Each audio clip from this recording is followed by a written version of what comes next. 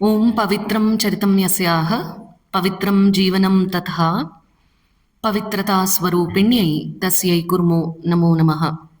ಮೂಕಂ ಕರೋತಿ ವಾಚಾಲಂ ಪಂಗುಂ ಲಂಘಯತೆ ಗಿರಿಂ ಯತ್ಕೃಪಾತಮಹಂ ವಂದೇ ಪರಮಾನಂದ ಮಾಧವಂ. ಓಂ ಶಶಾಂಕಾಯತ ಸಂಕಾಶಂ ದೀರ್ಘಬಾಹು ಸುಶೋಭಿತಂ ಕಾಷಾಯ ಭೂಷಿತಂ ದೇವಂ ಕೃಪಾದ್ರಲೋಚನದ್ವಯಂ ನರಾಕಾರಂ ಪರಬ್ರಹ್ಮ ರಾಮಕೃಷ್ಣ ಮಧುವ್ರತಂ ರಂಗನಾಥಂ ಗುರುಂ ಭೂಯೋ ನಮಾಮ್ಯಾತ್ಮ ವಿಮುಕ್ತಯೇ.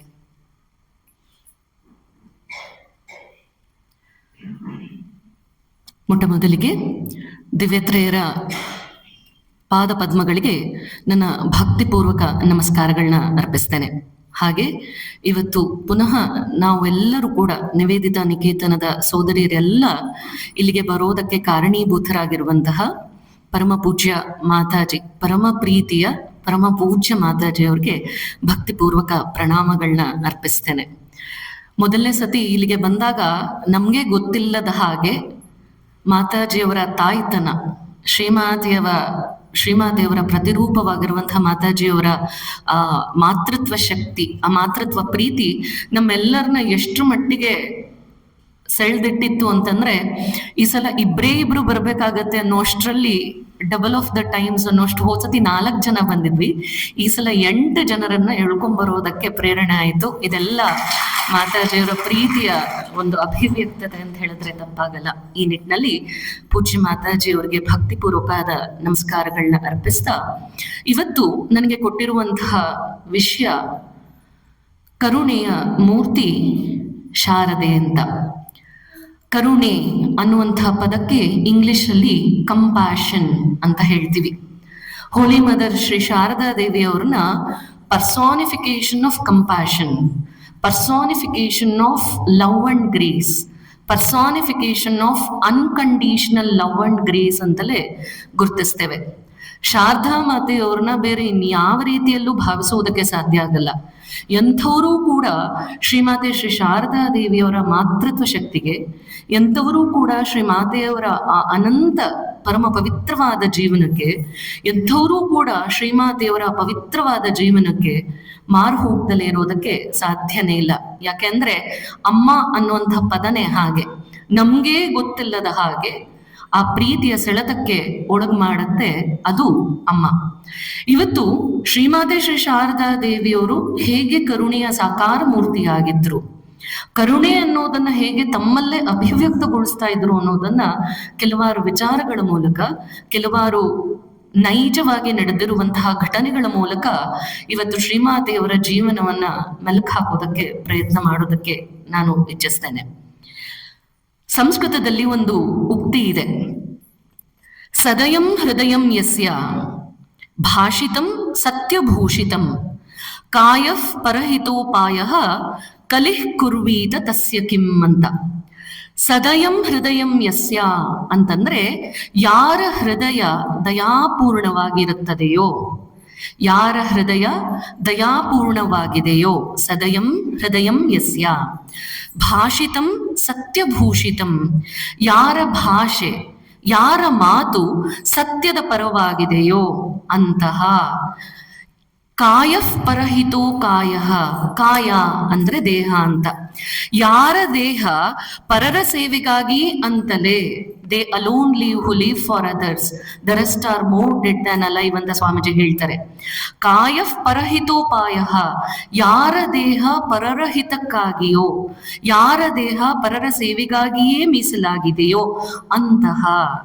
ಕಲಿಃ ಕುರ್ವೀತ ತಸ್ಯ ಕಿಂ ಅಂತ.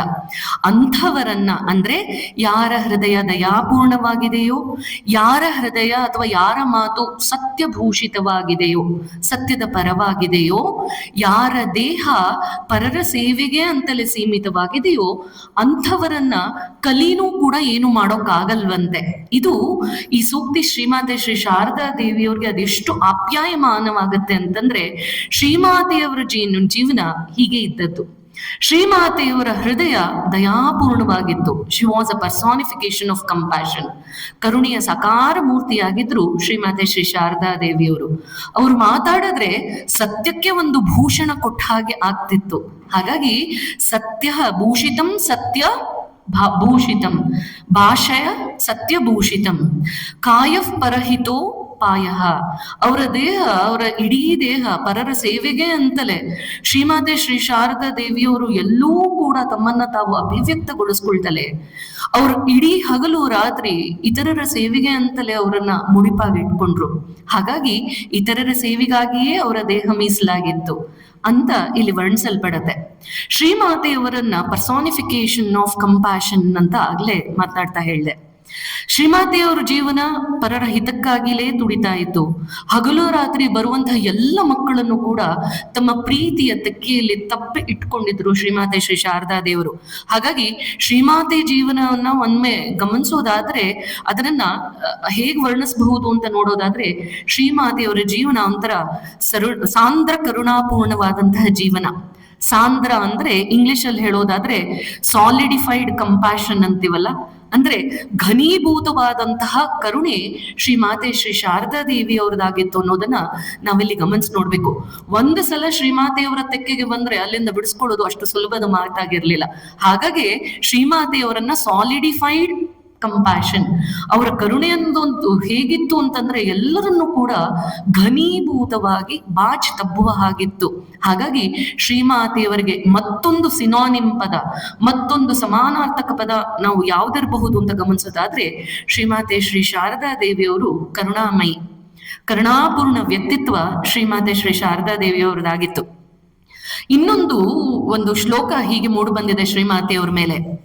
ಶಾರದಾಂ ಶಾಂತ ರೂಪಿಣಾಂ ಸರ್ವ ಜೀವ ದಯಾಮಯೀಂ ದುರ್ಗಾಂ ಮಾತರಾಂ ಅಂಬಿಕಾಂ ಪ್ರಣತೋಸ್ಮಿ ಪುನಃ ಪುನಃ ಅಂತ.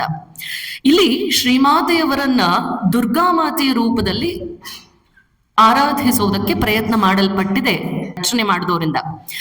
ಯಾರು ಶಾಂತ ಸ್ವರೂಪಳಾಗಿದ್ದಾಳೋ, ಎಲ್ಲಾ ಜೀವಿಗಳ ಮೇಲೂ ಯಾರು ಕರುಣೆಯನ್ನ ಹೊಂದಿದ್ದಾಳೋ ಅವಳೇ ದುರ್ಗೆ, ಅವಳೇ ಅಂಬೆ. ಅಮ್ಮ, ಅಂಥ ನಿನ್ನನ್ನ ನಾನು ಪುನಃ ಪುನಃ ನಮಸ್ಕರಿಸ್ತೇನೆ. ಮಾತಾ ಶಿಷ್ಟ ಪಾಲಸೀಸ ದುಷ್ಟ ಹೃದಯ ಶುದ್ಧೀಕೃತ ಸರ್ವೇಶಾಂ ಜನನೀಂ ನಿತ್ಯಾಂ ದುರ್ಗಾ ಸಾರದ ರೂಪಿಣೀಂ. ಅಮ್ಮ, ನೀ ಹೇಗೆ ಅಂತಂದ್ರೆ ಧರ್ಮನಿಷ್ಠರನ್ನ ಸದ್ಗುಣಿಗಳನ್ನಾಗಿ ಕಾಣಿಸ್ತೀಯ, ದುಷ್ಟರ ಹೃದಯವನ್ನ ಶುದ್ಧೀಕರಣ ಮಾಡಿ ಅವ್ರನ್ನ ಪುಟಿದ ಚಿನ್ನವಾಗಿ ಮಾಡ್ತೀಯ, ಎಲ್ಲರಿಗೂ ಕೂಡ ಶಾಶ್ವತವಾದಂತಹ ತಾಯಿಯ ಪಟ್ಟದಲ್ಲಿ ನೀನು ಏರಿದ್ಯಾ. ಅಮ್ಮ, ಅಂಥ ಶ್ರೀಮಾತೆಯಾದ ನಿನಗೆ, ಅಂತಹ ಜಗನ್ಮಾತೆಯಾದ ನಿನಗೆ ನಾನು ಪುನಃ ಪುನಃ ನಮಸ್ಕಾರ ಮಾಡ್ತೇನೆ. ಇದು ನಿನ್ನ ವ್ಯಕ್ತಿತ್ವ ಅಮ್ಮ. ತ್ವಮೇವ ಶರಣಂ ಮಾತಾ ತ್ವಮೇವ ಪರಮೇಶ್ವರಿ ತ್ವಮೇವ ಜನನೀ ಧಾತ್ರಿ ದುರ್ಗೆ ಸಾರದದಾಯಿನಿ. ಅಮ್ಮ, ನಿನಗೆ ನಾನು ಶರಣಾಗ್ಬಿಟ್ಟು ಆಗೋಗ್ಬಿಟ್ಟಿದೆ, ನಾನು ನಿನಗೆ ಶರಣಾಗ್ಬಿಟ್ಟಿದ್ದೇನೆ. ನೀನೇ ಪರಮೇಶ್ವರಿ, ನೀನೇ ಶಕ್ತಿ ಸ್ವರೂಪಿಣಿ, ನೀನೇ ಆದ್ಯಾಶಕ್ತಿ. ನೀನು ಮಾತ್ರ, ಕೇವಲ ನೀನು ಮಾತ್ರ ಇಡೀ ಇಡೀ ಜಗತ್ತನ್ನ ಧರಿಸ್ಕೊಂಡು ನಿಂತಿದೀಯ. ಹಾಗಾಗಿ ಹೇ ಮಾ, ಹೇ ದುರ್ಗಾ ಪರಮೇಶ್ವರಿ, ಹೇ ಶಾರದೆ, ನಿನಗೆ ನಾನು ಪುನಃ ಪುನಃ ಭಕ್ತಿಯಿಂದ ನಮಸ್ಕರಿಸ್ತೇನೆ. ದುರ್ಗಾ ರೂಪಿಣಿ ಶಾರದಾಂ ಜಗತ ಜನನಿ ಕರುಣಾಮಯಿ. ಅಮ್ಮ, you are the one who surrenders to you. You just shower your compassion. ಯಾರು ನಿನಗೆ ಸಂಪೂರ್ಣವಾಗಿ ನಿನ್ನಲ್ಲಿ ಶರಣಾಗ್ಬಿಡ್ತಾರೋ ಅಂಥವ್ರನ್ನ ನಿನ್ನ ಪ್ರೀತಿಯ ತೆಕ್ಕೆಯಲ್ಲಿ ಅವ್ರನ್ನ ಅಪ್ಕೊಂಡು ಹೇಗೆ ಸಂರಕ್ಷಿಸ್ತೀಯ. You shower the blessings of compassion. ಅದೆಷ್ಟು ಕರುಣೆ ತೋರಿಸ್ತೀಯ ಅಂತಂದ್ರೆ ಯಾರು ನಿನ್ನ ಕೈಯಿಂದ ಬಿಡಿಸ್ಕೊಳ್ಳೋದಕ್ಕೆ ಸಾಧ್ಯನೇ ಇಲ್ಲ.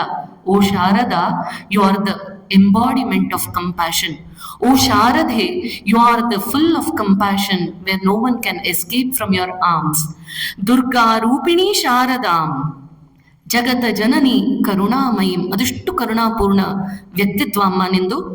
ನಮೋ ನಮೋಸ್ತುತೆ ಅಂಬಿಕೆ ಶರಣಾಗತ ವತ್ಸಲೆ. ಅಂಬಿಕೆ, ನಿನ್ನಲ್ಲಿ ನಾನು ಭಕ್ತಿಯಿಂದ, ನಿನ್ನಲ್ಲಿ ನಾನು ನಮ್ರತೆಯಿಂದ ಶರಣಾಗ್ತೇನೆ. ಅಮ್ಮ, ನನ್ನನ್ನ ಉದ್ಧರಿಸು, ನನ್ನನ್ನ ಕಾಪಾಡು ಅನ್ನುವಂತಹ ಈ ಶ್ಲೋಕದಲ್ಲಿ ಶ್ರೀಮಾತೆಯವರನ್ನ ವರ್ಣಿಸುವಾಗ, ಶ್ರೀಮಾತೆಯವರನ್ನ ಡಿಸ್ಕ್ರೈಬ್ ಮಾಡುವಾಗ ಶ್ರೀಮಾತೆ has been personified as compassion.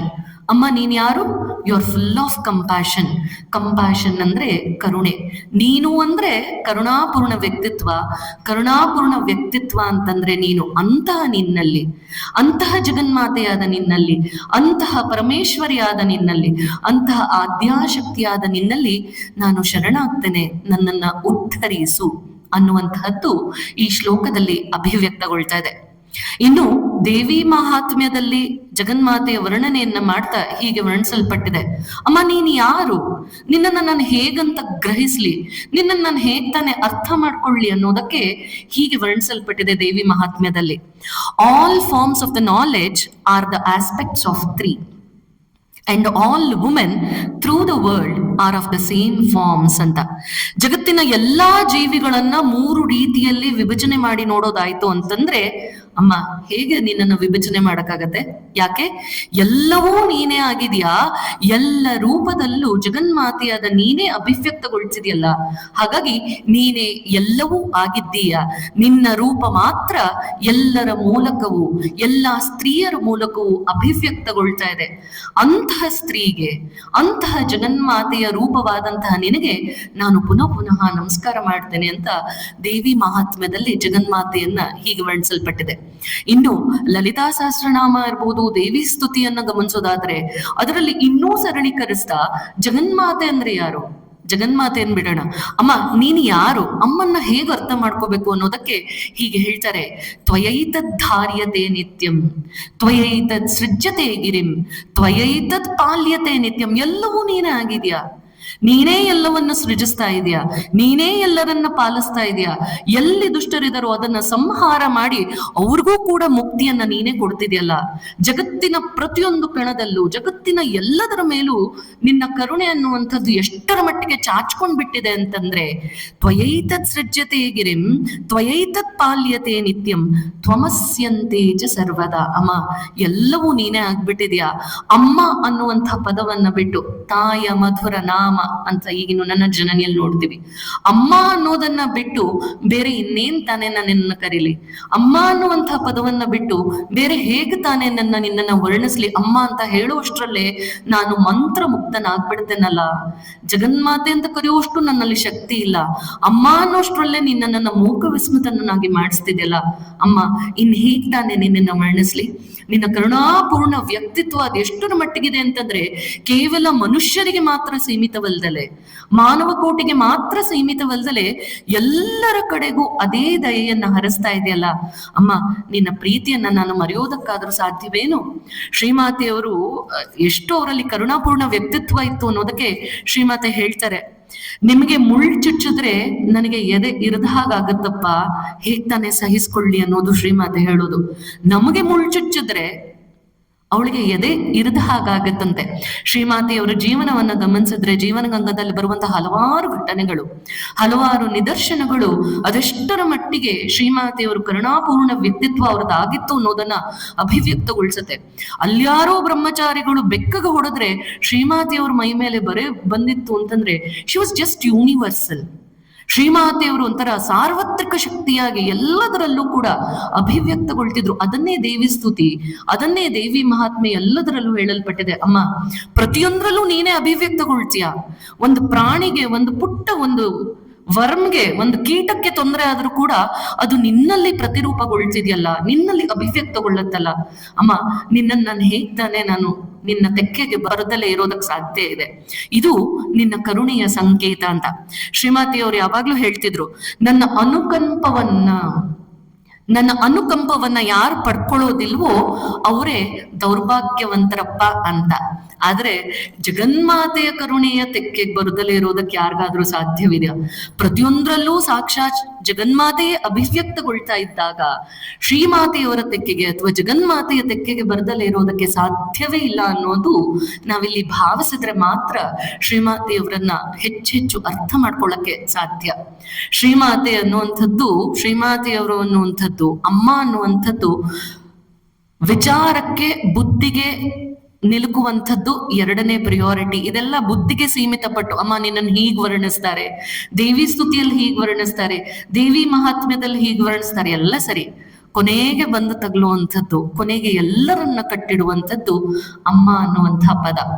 ಅಮ್ಮ ಅಂತ ಕರೆದ್ರೆ ಸಾಕು, ಶ್ರೀಮಾತೆನೆ ಹೇಳ್ತಿದ್ರು, ನೀನೇನು ಮಾಡ್ಬೇಕಾಗಿಲ್ಲ, ನಿನಗ್ ಮಂತ್ರ ಜಪ ಮಾಡಕ್ಕಾಗಲ್ವಾ, ಯೋಚನೆ ಮಾಡ್ಬೇಡ, ಅಮ್ಮ ಅಂತ ಕರೆದ್ಬಿಡು, ನಾನೇ ನಿಂದು ಜಪ ಮಾಡಿ ನಿನಗೇನು ಅದ್ರ ಫಲ ಕೊಡ್ಬೇಕು ಅದನ್ನ ಕೊಡ್ತೀನಿ ಅಂತ ಭರವಸೆಯನ್ನ ಕೊಡ್ತಿದ್ದಂತಹ ಮಹಾಮಾತೆ ಶ್ರೀಮಾತೆ ಶ್ರೀ ಶಾರದಾ ದೇವಿಯವರು ಅಂತ ಹೇಳಿದ್ರೆ ತಪ್ಪಾಗೋದಿಲ್ಲ. ಇದನ್ನ ಗಮನಿಸ್ಕೊಂಡೆ ಶ್ರೀರಾಮಕೃಷ್ಣರು ಹೇಳ್ತಾರೆ, the best form of worshipping, ಇಡೀ ಜಗತ್ತಲ್ಲಿ ಯಾವ್ದಾದ್ರು ಒಂದು ಬೆಸ್ಟ್ ಫಾರ್ಮ್ ಆಫ್ ವರ್ಷಿಪಿಂಗ್, ದೇವರನ್ನ ಹೇಗೆ ಆರಾಧನೆ ಮಾಡಬೇಕು ಅಂತ ಹೇಳಿದ್ರೆ it is nothing but worshipping God has mother ಅಂತ ಶ್ರೀರಾಮಕೃಷ್ಣರ್ ಹೇಳಿದ್ರು. ನೀವು ಏನು ತಲೆ ಕೆಡ್ಸ್ಕೋಬೇಡಿ, ಶಿವನ್ ರೂಪದಲ್ಲೇ ಬರ್ಬೇಕಾ, ಗಣೇಶನ್ ರೂಪದಲ್ಲೇ ಬರ್ಬೇಕಾ, ಅದೆಲ್ಲ secondary. The best form of worshipping the god is to just worshipping her as mother. ತಾಯಿ ಅಂತ ಒಪ್ಕೊಂಡ್ರೆ ಸಾಕು, ಭಗವಂತನನ್ನ ತನ್ನ ಪ್ರೀತಿಯ ತೆಕ್ಕೆಯಲ್ಲಿ ಹೇಗೆ ತಾಯಿ ತನ್ನ ಮಗುವನ್ನ ಸಂರಕ್ಷಿಸ್ತಾಳೋ ಹಾಗೆ ನಮ್ಮೆಲ್ಲರನ್ನ ಸಂರಕ್ಷಿಸ್ತಾಳೆ ಅಂತ ಶ್ರೀರಾಮಕೃಷ್ಣ ಪರಮಹಂಸರು ಅಭಯ ಹಸ್ತವನ್ನ ಕೊಡ್ತಾ ಅವರ ಮಾತಿನ ಮೂಲಕವೇ ಹೇಳಿದ್ದಾರೆ. ಶ್ರೀಮಾತೆಯವರ ಜೀವನ ಕುರಿತಿರ್ಬೋದು, ಅಥವಾ ನಿವೇದಿತಾ, ಸೋದರಿ ನಿವೇದಿತಾ ಹೇಳ್ತಾಳೆ, ಭಾರತದಲ್ಲಿ ಶಕ್ತಿಯ ಆರಾಧನೆಗೆ ಪ್ರಾಧಾನ್ಯತೆಯನ್ನ ಹೆಚ್ಚು ಕೊಡಲ್ಪಟ್ಟಿದೆ. ವಿವೇಕಾನಂದರು ಹೇಗೆ ಅಂತಂದ್ರೆ, ನನ್ನ Gurudeva he was just breathing the message of Shakti. ವಿವೇಕಾನಂದರು ಶಕ್ತಿಯ ಆರಾಧಕರಾಗಿದ್ರು ಅಂತ.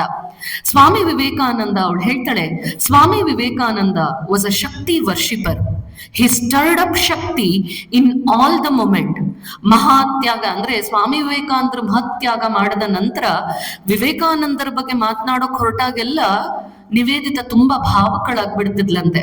ಅವಳ ಕಣ್ಣಲ್ಲಿ ಅವಳಿಗೆ ಗೊತ್ತಿಲ್ಲದ ರೀತಿಯಲ್ಲಿ ಕಣ್ಣಲ್ಲಿ ಒಂದೇ ಸಮ ನೀರು ಹೋಗ್ತಾ ಇತ್ತು.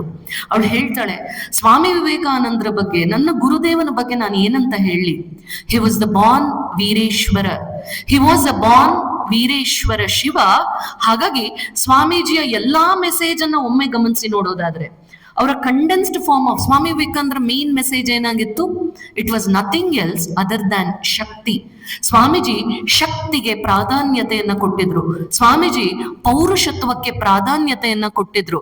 ಯಾಕೆ ಅಂತಂದ್ರೆ ಸ್ವಾಮೀಜಿ ವಾಸ್ ಬಾರ್ನ್ ವೀರೇಶ್ವರ ಶಿವ.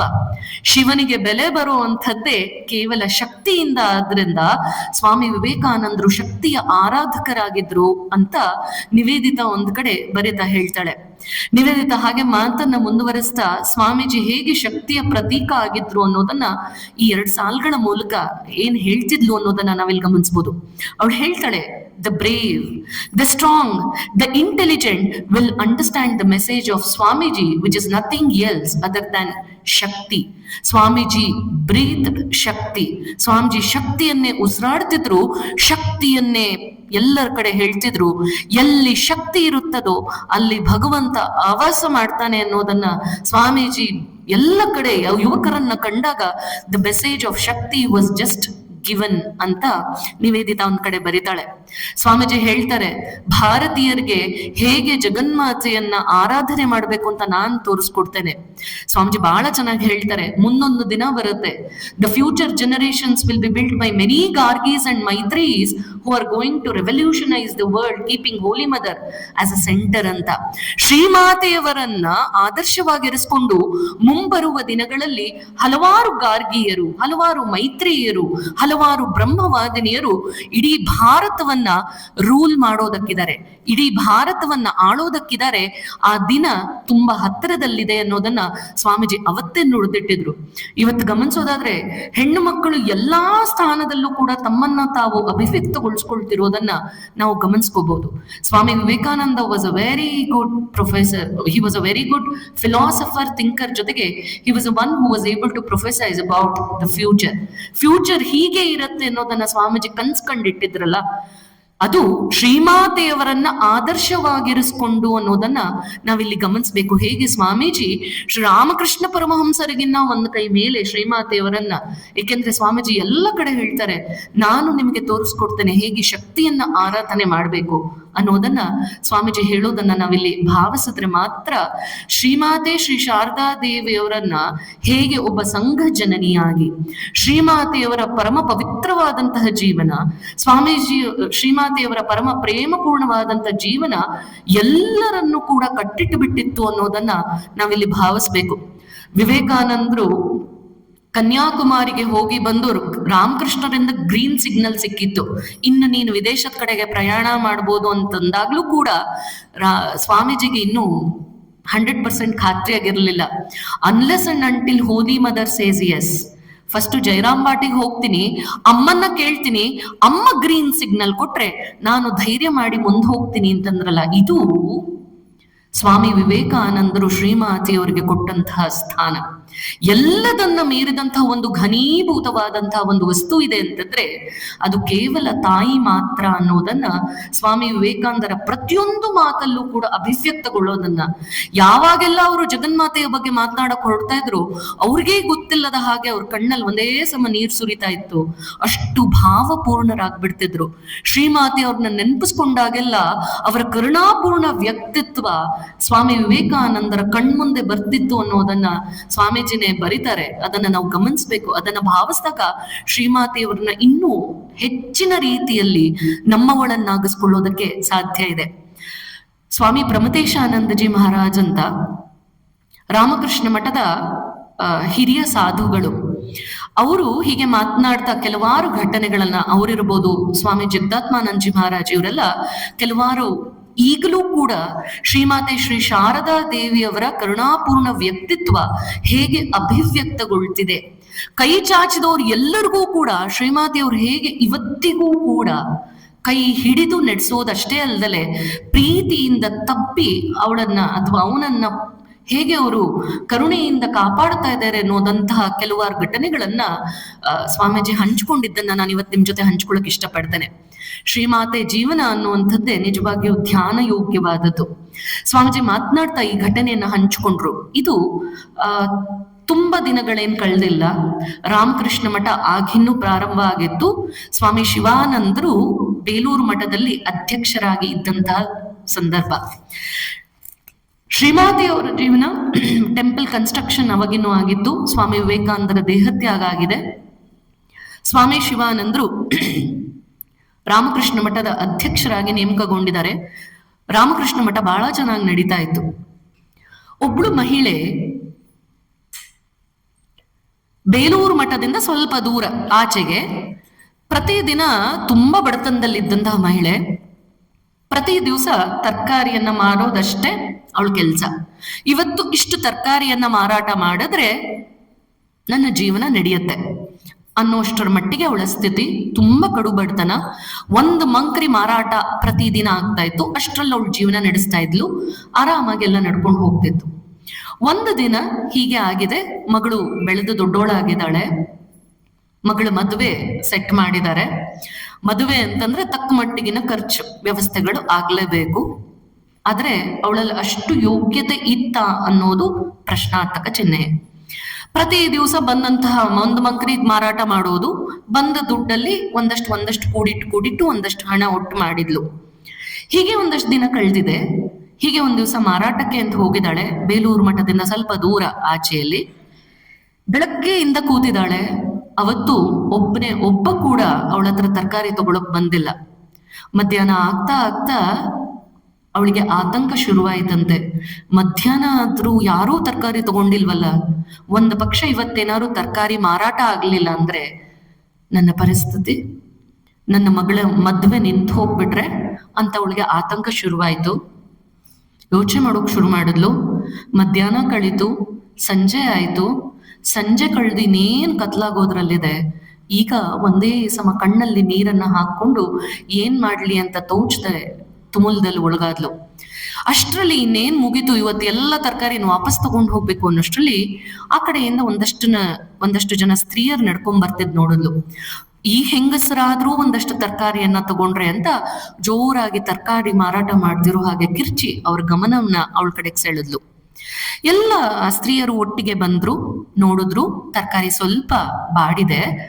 ಅದರಲ್ಲಿ ಒಬ್ಳು ಮಹಿಳೆ ಹೇಳಿದ್ರಂತೆ, ಯಾಕಮ್ಮ ತರಕಾರಿ ಮಾರಾಟ ಆಗಿಲ್ವಾ, ಅಷ್ಟನ್ನು ಹೀಗೆ ಇಟ್ಕೊಂಡಿದ್ಯಲ್ಲ? ಕಣ್ಣಲ್ಲಿ ನೀರ್ ಹಾಕೊಂಡು ಆಕೆ ಹೇಳಿದ್ಲಂತೆ, ಇಲ್ಲಮ್ಮ, ಬೆಳಗ್ಗೆಯಿಂದ ತರಕಾರಿ ಮಾರಾಟ ಮಾಡೋದಕ್ಕೆ ಅಂತ ಕಾಯ್ತಿದ್ದೀನಿ. ಪ್ರತಿದಿನ ಚೆನ್ನಾಗಾಗ್ತಿತ್ತು, ಆದ್ರೆ ಇವತ್ತು ಯಾರು ಬಂದೇ ಇಲ್ಲ. ಎಲ್ಲಿ ಇಡೀ ಮಂಕ್ರಿ ವಾಪಸ್ ತೆಗೆದುಕೊಂಡು ಹೋಗ್ಬೇಕು ಅಂತ ಯೋಚನೆ ಮಾಡ್ತಾ ಇದ್ದೀನಿ. ಅಮ್ಮ, ನೀವಾರು ಸ್ವಲ್ಪ ತರಕಾರಿ ತಗೋತೀರಾ?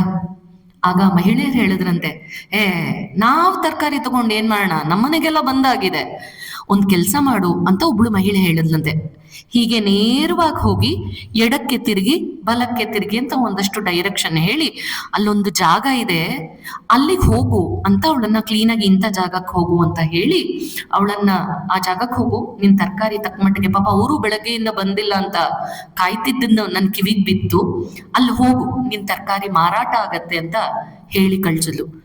ಎಷ್ಟೋ ಹೋದಷ್ಟು ಹೋಗ್ಲಿ, ಬಂದಷ್ಟು ದುಡ್ಡು ಬರ್ಲಿ ಅಂತ ತಕ್ಷಣ ಮಂಕ್ರಿನ ತಲೆ ಮೇಲೆ ಇಟ್ಕೊಂಡು ಸೀದಾ ಹೇಳಿದ ದಾರಿಯಲ್ಲೇ ಹೋದ್ಲು. ಸೀದಾ ಒಳಗಡೆ ಹೋದ್ಲು, ಗೇಟ್ ತೆಗೆದುಕೊಂಡು. ಅದು ಬೇಲೂರು ಮಠ. ಬೇಲೂರು ಮಠಕ್ಕೆ ಹೋದಾಗ ಆ ಕಡೆಯಿಂದ ಸ್ವಾಮಿ ಶಿವಾನಂದರು ನಡ್ಕೊಂಡ್ ಬಂದ್ರಂತೆ. ಬೆಳಗ್ಗೆಯಿಂದ ಬೇಲೂರು ಮಠದ ಕಡೆಗೆ ಯಾರು ತರಕಾರಿ ಅವತ್ತು ಮಾರಾಟಕ್ಕೆ ಹೋಗಿಲ್ಲ. ಬೆಳಗ್ಗೆಯಿಂದ ಪ್ಲೇನ್ ಕಿಚಡಿ ಅಷ್ಟೇ ಮಾಡಿ ತಿಂದಿದ್ರು. ತಕ್ಷಣ ಶಿವಾನಂದರಿಗೆ ಆ ಭಂಡಾರಿ ಮಹಾರಾಜ್ ಅಂದ್ರೆ ಅಡಿಗೆ ಮಾಡುವಂಥವ್ರನ್ನ ಬೇಲೂರು ಮಠದಲ್ಲಿ ಭಂಡಾರಿ ಮಹಾರಾಜ್ ಅಂತಾರೆ. ಭಂಡಾರಿ ಮಹಾರಾಜ್ಗೆ ವಿಷಯ ಗೊತ್ತಾಯ್ತು, ಯಾರೋ ತರಕಾರಿ ಮಾರ್ಕೊಂಡು ಬಂದಿದ್ದಾರೆ ಅಂತ. ತಕ್ಷಣ ಹೋಗಿ ಶಿವಾನಂದ್ರಿಗೆ ಹೇಳಿದ್ರಂತೆ, ಮಹಾರಾಜ್, ಬೆಳಗ್ಗೆಯಿಂದ ತರಕಾರಿ ಇರ್ಲಿಲ್ಲ, ಯಾರೋ ಬಂದಿದ್ದಾಳೆ, ತಗೊಂಬಿಡೋಣವಾ? ಮತ್ತೆ ನಾಳೆ ಏನ್ ಕತೆನೋ ಗೊತ್ತಿಲ್ಲ, ನಾಳೆಗೂ ಸೇರ್ಸಿ ತಗೊಂಬಿಡ್ಲ? ಆ ಕಡೆಯಿಂದ ಶಿವಾನಂದ್ರು ಭಂಡಾರಿ ಮಹಾರಾಜ್ ಇಬ್ರು ಬಂದ್ರಂತೆ. ತಕ್ಷಣ ಇವಳಿಗೆ ಸಂಕೋಚ ಆಗ್ತಿದೆ, ಸನ್ಯಾಸಿ ವೇಷದಲ್ಲಿದ್ದಾರೆ, ಹೋಗಿ ಮಾತಾಡ್ಸ್ಬೇಕು ಮಾತಾಡಬಾರ್ದು ಆತಂಕ ಇದೆ. ನಿಧಾನಕ್ಕೆ ಹೋಗಿ ಶಿವಾನಂದರನ್ನ ಕೇಳಿದ್ಲಂತೆ, ಈ ತರ ನಾನ್ ತರಕಾರಿ ತಂದಿದ್ದೀನಿ, ಬೆಳಗ್ಗೆಯಿಂದ ಮಾರಾಟ ಆಗಿಲ್ಲ, ಸ್ವಲ್ಪ ತಗೋತೀರಾ? ತಕ್ಷಣ ಶಿವಾನಂದರು ಅವಳ ಮುಖದಲ್ಲಿ ಅಭಿವ್ಯಕ್ತಗೊಳ್ತಿದ್ದಂತಹ ದುಃಖ ಅವ್ರಿಗೆ ಗೊತ್ತಾಯ್ತು. ತಕ್ಷಣ ಶಿವಾನಂದಜಿ ಹೇಳಿದ್ರಂತೆ, ಆಗ್ಲಿ ಇಷ್ಟನ್ನು ತೆಗೆದುಕೋತೀವಮ್ಮ, ಎಷ್ಟು ಅಂತ ಕೇಳಿದ್ರು. ಜೇಬಲ್ಲಿ ಎಷ್ಟಿತ್ತು ತೆಗೆದು ಅವಳ ಕೈಯಲ್ಲಿ ಇಟ್ರಂತೆ. ಅವಳಿಗೆ ಅದೆಷ್ಟರ ಮಟ್ಟಿಗೆ ದುಃಖ ಉಮ್ಮಳ್ಚಿ ಬಂತು ಅಂತಂದ್ರೆ, ಶಿವಾನಂದರ ಕಾಲಿಗೆ ಬಿದ್ದು ನಮಸ್ಕಾರ ಮಾಡ್ತಾ ಹೇಳ್ತಾಳಂತೆ, ನೀವ್ ನನಗಿವತ್ತು ಜೀವನ ಕೊಟ್ಟಿದ್ದೀರಾ ಸ್ವಾಮೀಜಿ. ನನ್ನ ಮಗಳ ಮದುವೆ ಮಾಡಕ್ ಹೊರಟಿದೆ, ಒಂದೇ ಒಂದು ದಿನ ವ್ಯಾಪಾರ ಆಗ್ಲಿಲ್ಲ ಅಂತಂದ್ರೆ ಅದರ ಕಷ್ಟ ಏನು ಅನ್ನೋದು ನನಗೆ ತುಂಬಾ ಚೆನ್ನಾಗಿ ಗೊತ್ತಿದೆ.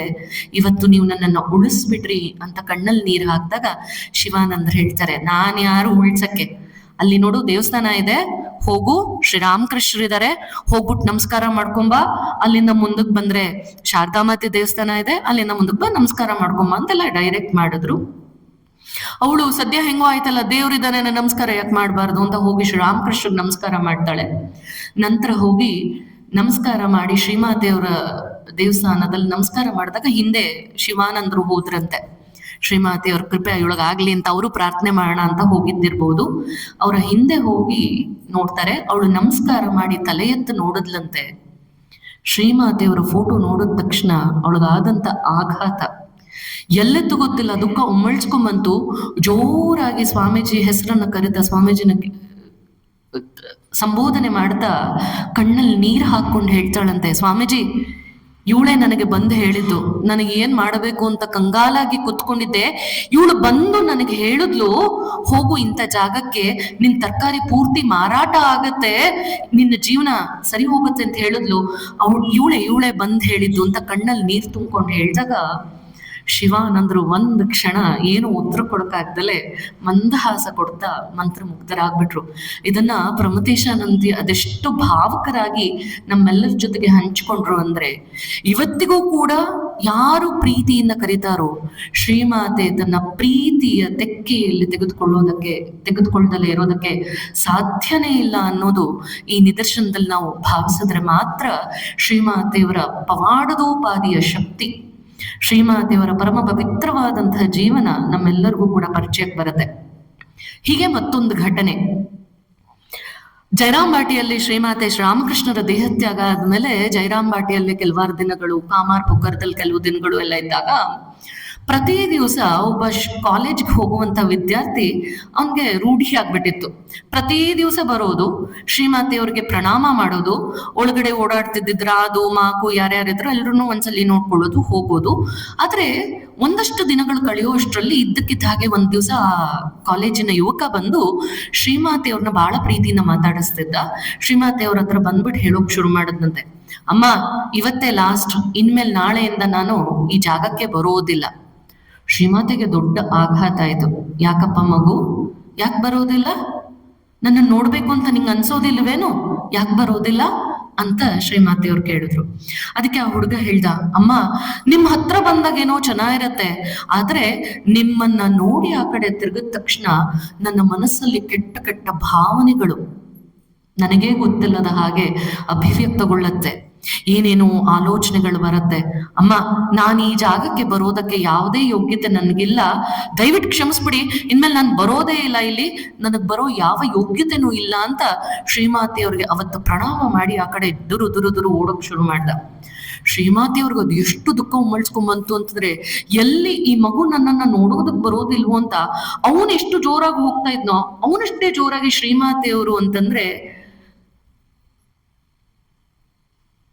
ಅಷ್ಟು ಶೈ ಬೈ ನೇಚರ್ ಶ್ರೀಮಾತೆಯವರು, ಅಷ್ಟು ಇಂಟ್ರೋವರ್ಟ್, ಯಾರ ಮುಂದೆನೂ ಕಾಣಿಸ್ಕೊಂಡಿದ್ದದ್ದು ಇಲ್ಲ. ಆದ್ರೆ ರಾಮಕೃಷ್ಣರ ದೇಹತ್ಯಾಗ ಆದ್ಮೇಲೆ ಶ್ರೀಮಾತೆ ಹೇಗೆ ತಮ್ಮನ್ನ ತಾವು ತಗ್ಗಿಸ್ಕೊಂಡಿದ್ರು ಅನ್ನೋದನ್ನ, ಅದು ಹೇಗೆ ಎಲ್ಲರನ್ನು ತಬ್ಕೊಳ್ಳೋದಕ್ಕೆ ತಮ್ಮನ್ನ ತಾವು ಕೈ ಚಾಚ್ಕೊಂಡಿದ್ರು ಅನ್ನೋದನ್ನ ನಾವು ಗಮನಿಸಬಹುದು. ಅವನೆಷ್ಟು ಜೋರಾಗಿ ಹೋದ್ನೋ ಅಷ್ಟೇ ಜೋರಾಗಿ ಶ್ರೀಮಾತೆಯವರು ಅವನ ಹಿಂದೆ ಹೋಗಿ ಅವನ ಕೊರಳು ಪಟ್ಟಿಯನ್ನ ಹಿಡ್ಕೊಂಡು ಅವನನ್ನ ಅವ್ರ ಕಡೆ ತಿರುಗಿಸ್ಕೊಳ್ತಾರಂತೆ. ಒಂದು ಕ್ಷಣ ಅವನಿಗೆ ಭಯ ಆಗ್ಬಿಡತ್ತಂತೆ, ಇದ್ಯಾಕೆ ಶ್ರೀಮಾತೆಯವ್ರು ಎತ್ಕೋತಾನೆ ನನ್ನ ಕೊರಳು ಪಟ್ಟಿ ಹಿಡ್ಕೋತಿದ್ದಾರೆ ಅಂತ. ತಕ್ಷಣ ಶ್ರೀಮಾತೆಯವರು ಅದೆಷ್ಟು ಹತ್ತಿರದಿಂದ ಅವನನ್ನ ಕಣ್ಣಲ್ಲಿ ಕಣ್ಣಿಟ್ಟು 5 ನಿಮಿಷ ನೋಡಿದ್ದಾರೆ. ಅವನು ಶ್ರೀಮಾತೆಯವ್ರ ಕಣ್ಣು ಬಿಟ್ಟು ಮತ್ತೇನನ್ನು ನೋಡ್ಲಿಲ್ಲ, ಶ್ರೀಮಾತೆಯವರು ಅವನ ಕಣ್ಣನ್ನ ಬಿಟ್ಟು ಮತ್ತೇನನ್ನು ನೋಡ್ಲಿಲ್ಲ. ಆದ್ರೆ ಆ 5 ನಿಮಿಷದ ಆ ದಿವ್ಯ ದರ್ಶನ ಅವನ ಜೀವನ ಎಷ್ಟರ ಮಟ್ಟಿಗೆ ಟ್ರಾನ್ಸ್ಫಾರ್ಮ್ ಮಾಡ್ತು, ಎಷ್ಟರ ಮಟ್ಟಿಗೆ ಅದು ಬದಲಾಯಿತು ಅನ್ನೋದನ್ನ ಸ್ವಾಮೀಜಿ, ಇದು ಎಕ್ಸಾಕ್ಟ್ಲಿ ವೀರೇಶ್ವರಾನಂದಜಿ. ವೀರೇಶ್ವರಾನಂದರು ಅಂದ್ರೆ ಶ್ರೀಮಾತೆ ಶ್ರೀ ಶಾರದಾ ದೇವಿಯವರ ನೇರ ಶಿಷ್ಯರು. ಶ್ರೀಮಾತೆಯವರಿಂದಲೇ ಮಂತ್ರ ದೀಕ್ಷೆಯನ್ನು ಪಡ್ಕೊಂಡಂಥವ್ರು, ಶ್ರೀಮಾತೆಯವರ ಒಡನಾಟದಲ್ಲಿದ್ದಂಥವ್ರು, ಶ್ರೀಮಾತೆಯವ್ರಿಗೆ ಸೇವೆಯನ್ನು ಮಾಡಿದಂಥ ವೀರೇಶ್ವರಾನಂದರು ನಮ್ಮ ಫ್ಯಾಮಿಲಿಯಲ್ಲಿ ಒಬ್ಬರ ಹತ್ರ, ನಮ್ಮ ದೊಡ್ಡ ದೊಡ್ಡಪ್ಪನ ಹತ್ರ ಹಂಚ್ಕೊಂಡಂತಹ ಘಟನೆ ಇದು. ನಿಜವಾಗಿಯೂ ನಡೆದಂತಹ ಘಟನೆ ಅಂತ ಅವ್ರು ಹೇಳ್ಕೊಂಡಿದ್ರಂತೆ. ಆ 5 ನಿಮಿಷದ ಜೀವನ ಅದೆಷ್ಟರ ಮಟ್ಟಿಗೆ ಅವನ ಜೀವನ ಟ್ರಾನ್ಸ್ಫಾರ್ಮ್ ಆಯ್ತು ಅಂತಂದ್ರೆ, ಶ್ರೀಮಾತೆ ಅವನ ಕಣ್ಣಲ್ಲಿ ಕಣ್ಣಿಟ್ಟು ಹೇಳಿದ್ರಂತೆ, ಮಗು ನೀನ್ ಯಾವ್ದಕ್ಕೂ ಹೆದರ್ಕೋಬೇಡಪ್ಪ, ನಿನ್ನಲ್ಲಿ ಎಂಥದ್ದೇ ಕೆಟ್ಟ ಆಲೋಚನೆ ಬರ್ಲಿ, ನನ್ನನ್ನ ನೋಡುವಾಗಿರ್ಬೋದು ಅಥವಾ ಬೇರೆ ಯಾವ ಸ್ತ್ರೀಯರನ್ನ ನೋಡುವಾಗ ನಿನ್ನಲ್ಲಿ ಎಂಥದ್ದೇ ಕೆಟ್ಟ ಆಲೋಚನೆ ಬಂದ್ರು ನನ್ನ ಬಗ್ಗೆ ಯೋಚನೆ ಮಾಡು, ಜಸ್ಟ್ ಥಿಂಕ್ ಆಫ್ ಮೀ. ಅವನು ಹೇಳ್ತಾನೆ, ನಾನು ಆಯ್ತು ಅಂತ ಒಪ್ಕೊಂಡು ಶ್ರೀಮಾತೆಯವ್ರ ಪಾದಕ್ಕೆ ನಮಸ್ಕಾರ ಮಾಡ್ಕೊಂಡು ಪುನಃ ವಾಪಸ್ ಹೊರಟಾಗ ನನ್ನ ತಲೆಯಲ್ಲಿ ಮತ್ತೇನೂ ಓಡ್ತಾ ಇರ್ಲಿಲ್ಲ. ಜಸ್ಟ್ ಥಿಂಕ್ ಆಫ್ ಮೀ, ನಿನ್ಗೊಬ್ಳು ತಾಯಿ ಇದ್ದಾಳೆ ಅಂತ ನೆನ್ಪಿಸ್ಕೋ, ನನ್ನನ್ನ ನೆನ್ಪಿಸ್ಕೋ ಅಂದಾಗ ಅವ್ರಿಗೆ ಇನ್ನೇನು ನೆನಪಾಗ್ಲಿಲ್ಲ. ಶ್ರೀಮಾತೆಯವರ ಕಣ್ಣುಗಳ ಜೊತೆಗೆ just think of me, think of me, think of me ಅಂತ ಮೇಲಿಂದ ಮೇಲೆ ಅದೇ ನೆನಪಾಗ್ತಾ ಇತ್ತು. ಅವನು ಹೋದ, ದಿನಗಳು ಉರುಳ್ತು. ಒಂದಷ್ಟು ದಿನಗಳಾದ್ಮೇಲೆ ಅದೆಷ್ಟರ ಮಟ್ಟಿಗೆ ಪರಮ ಪವಿತ್ರವಾದಂತಹ ಜೀವನ, ಶ್ರೀಮಾತೆಯವರ ಕರುಣೆ ಅನ್ನುವಂಥದ್ದು ಆ ಯುವಕನನ್ನ ತಪ್ಪಿ ಹಿಡಿತು ಅಂತಂದ್ರೆ, ಮುಂದಿನ ದಿನಗಳಲ್ಲಿ ಅದೇ ಬೇಲೂರು ಮಠಕ್ಕೆ ಬಂದು ಸೇರ್ಕೊಳ್ತಾರೆ. ನಂತರ one of the monks of Ramakrishna order, Ramakrishna ಮಠದಲ್ಲಿ ಸನ್ಯಾಸಿಗಳಾಗಿ ಅವರ ಜೀವನ ಪರಿವರ್ತನೆಗೊಂಡದ್ದನ್ನ ಅವರೇ ಒಂದು ಕಡೆ ಹೇಳ್ಕೊಂಡ್ರು ಅಂತ ಸ್ವಾಮಿ ವೀರೇಶ್ವರಾನಂದರು ಒಂದ್ ಕಡೆ ಇದನ್ನ ರಿಪೋರ್ಟ್ ಮಾಡ್ತಾ ಹಂಚ್ಕೊಂಡಿದ್ದನ್ನ ನಾವು ನೆನಪು ಮಾಡ್ಕೊಳ್ಬೇಕು. ಶ್ರೀಮಾತೆಯವರಲ್ಲಿದ್ದಂತಹ ಕರುಣಾಪೂರ್ಣ ವ್ಯಕ್ತಿತ್ವ ಎಷ್ಟು ಮಟ್ಟಿಗೆ ಎಲ್ಲರನ್ನ ಸೆಳಿತಾ ಇತ್ತು ಅನ್ನೋದನ್ನ ನಾವು ಭಾವಿಸಿದರೆ ಮಾತ್ರ ಅದನ್ನ ಗಮನಿಸೋದಕ್ಕೆ ಸಾಧ್ಯ ಇದೆ. ರೀಸೆಂಟ್ ಆಗಿ ನಾನು ಒಂದು ಪ್ರಬುದ್ಧ ಭಾರತದಲ್ಲಿ ಆರ್ಟಿಕಲ್ ಅನ್ನು ಓದುವಾಗ ನನಗೆ ಸಿಕ್ಕಂತಹ ಹೊಸ ವಿಚಾರ, ನಿಜವಾಗಿಯೂ ತುಂಬಾ ರೀಸೆಂಟ್ ಆಗಿ ನಡೆದಂತಹ ಘಟನೆ ಇದು. ರಾಮಕೃಷ್ಣ ವಿಜಯಂ ಅಂತ ಆಂಧ್ರ ಪ್ರದೇಶಲ್ಲಿ ತಮಿಳ್ನಾಡಲ್ಲಿ ಒಂದು ಮ್ಯಾಗಝಿನ್, ರಾಮಕೃಷ್ಣ ಆರ್ಡರ್ ಇಂದ ರಾಮಕೃಷ್ಣ ವಿಜಯಂ ಅನ್ನುವಂತಹ ಒಂದು ಮ್ಯಾಗಝಿನ್ ಹೊರ ಬಂದಿದೆ. ಅದರಲ್ಲಿ ಶ್ರೀಮಾತೆಯವ್ರ ಜೀವನ ಇರ್ಬೋದು, ಶ್ರೀರಾಮಕೃಷ್ಣ ಪರಮಹಂಸರ ಜೀವನ ಇರ್ಬೋದು, ಈ ತರ ಎಲ್ಲ ಶ್ರೇಷ್ಠ ವಿಚಾರಗಳು ರಾಮಕೃಷ್ಣ ಮಠದ್ದೇ ಜರ್ನಲ್ ಆದ್ರಿಂದ ಅದರಲ್ಲಿ ಅಭಿವ್ಯಕ್ತಗೊಳ್ತಿರತ್ತೆ.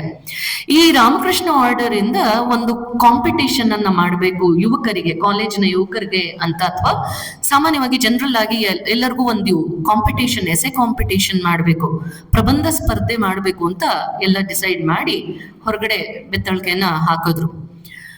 ಎಸೆ ಕಾಂಪಿಟೇಷನ್ ಟೈಟಲ್ ಏನಾಗಿತ್ತು ಅಂತಂದ್ರೆ, my experience with the life of Holy Mother Shri Sharada Devi. ಯಾರು ಬೇಕಾದ್ರೂ ಬರಿಬೋದು. ಶ್ರೀಮಾತೆಯವರ ಒಡಗಿನ ಅನುಬಂಧ, ನಮ್ಮದೇ ಆದ ರೀತಿಯಲ್ಲಿ ಶ್ರೀಮಾತೆಯವ್ರ ಜೊತೆ ಕನೆಕ್ಷನ್ ಇರತ್ತಲ್ಲ, ಹಾಗೆ ಪ್ರತಿಯೊಬ್ರು ಅವರವರ ಭಾವನೆಗಳನ್ನ ಹಂಚ್ಕೊಳ್ಬೋದು ಅಂತ ಅಲ್ಲಿಂದ ಪಬ್ಲಿಷ್ ಮಾಡಿದ್ರು. ಎಲ್ಲಾ ಆರ್ಟಿಕಲ್ಸು ಬಂತು. ಕೊನೆಗೆ ಒಂದು ಕುಡಲೂರು ಅನ್ನುವಂಥ ಒಂದು ಜಾಗದಲ್ಲಿ ಜೈಲ್ ಇದೆ, ಅಲ್ಲೊಂದು ಪ್ರಿಸನ್ ಇದೆ. ಆ ಪ್ರಿಸನ್ ಇಂದ ಒಬ್ಬ ಜೀವಾವಧಿ ಶಿಕ್ಷೆಗೆ ಒಳಗಾಗಿರುವಂತಹ ಕೈದಿ, ಅವನು ಒಂದು ಆರ್ಟಿಕಲ್ ಅನ್ನ, ಒಂದು ಪ್ರಬಂಧವನ್ನ ಬರೆದಿದ್ದ. My experience with Holy Mother Shri Sharada Devi. ಜೀವಾವಧಿ ಶಿಕ್ಷೆಗೆ ಒಳಪಟ್ಟಂತಹ ಒಬ್ಬ ಖೈದಿ, ಅವನ ಹೆಸರು ಪಿ ಮುರುಗನ್ ಅಂತ. ಪಿ ಮುರುಗನ್ 25 ವರ್ಷದ ನವಯುವಕ. ಈಗ 25 ವರ್ಷ ಅವನು ಜೈಲಲ್ಲಿದ್ದಾನೆ.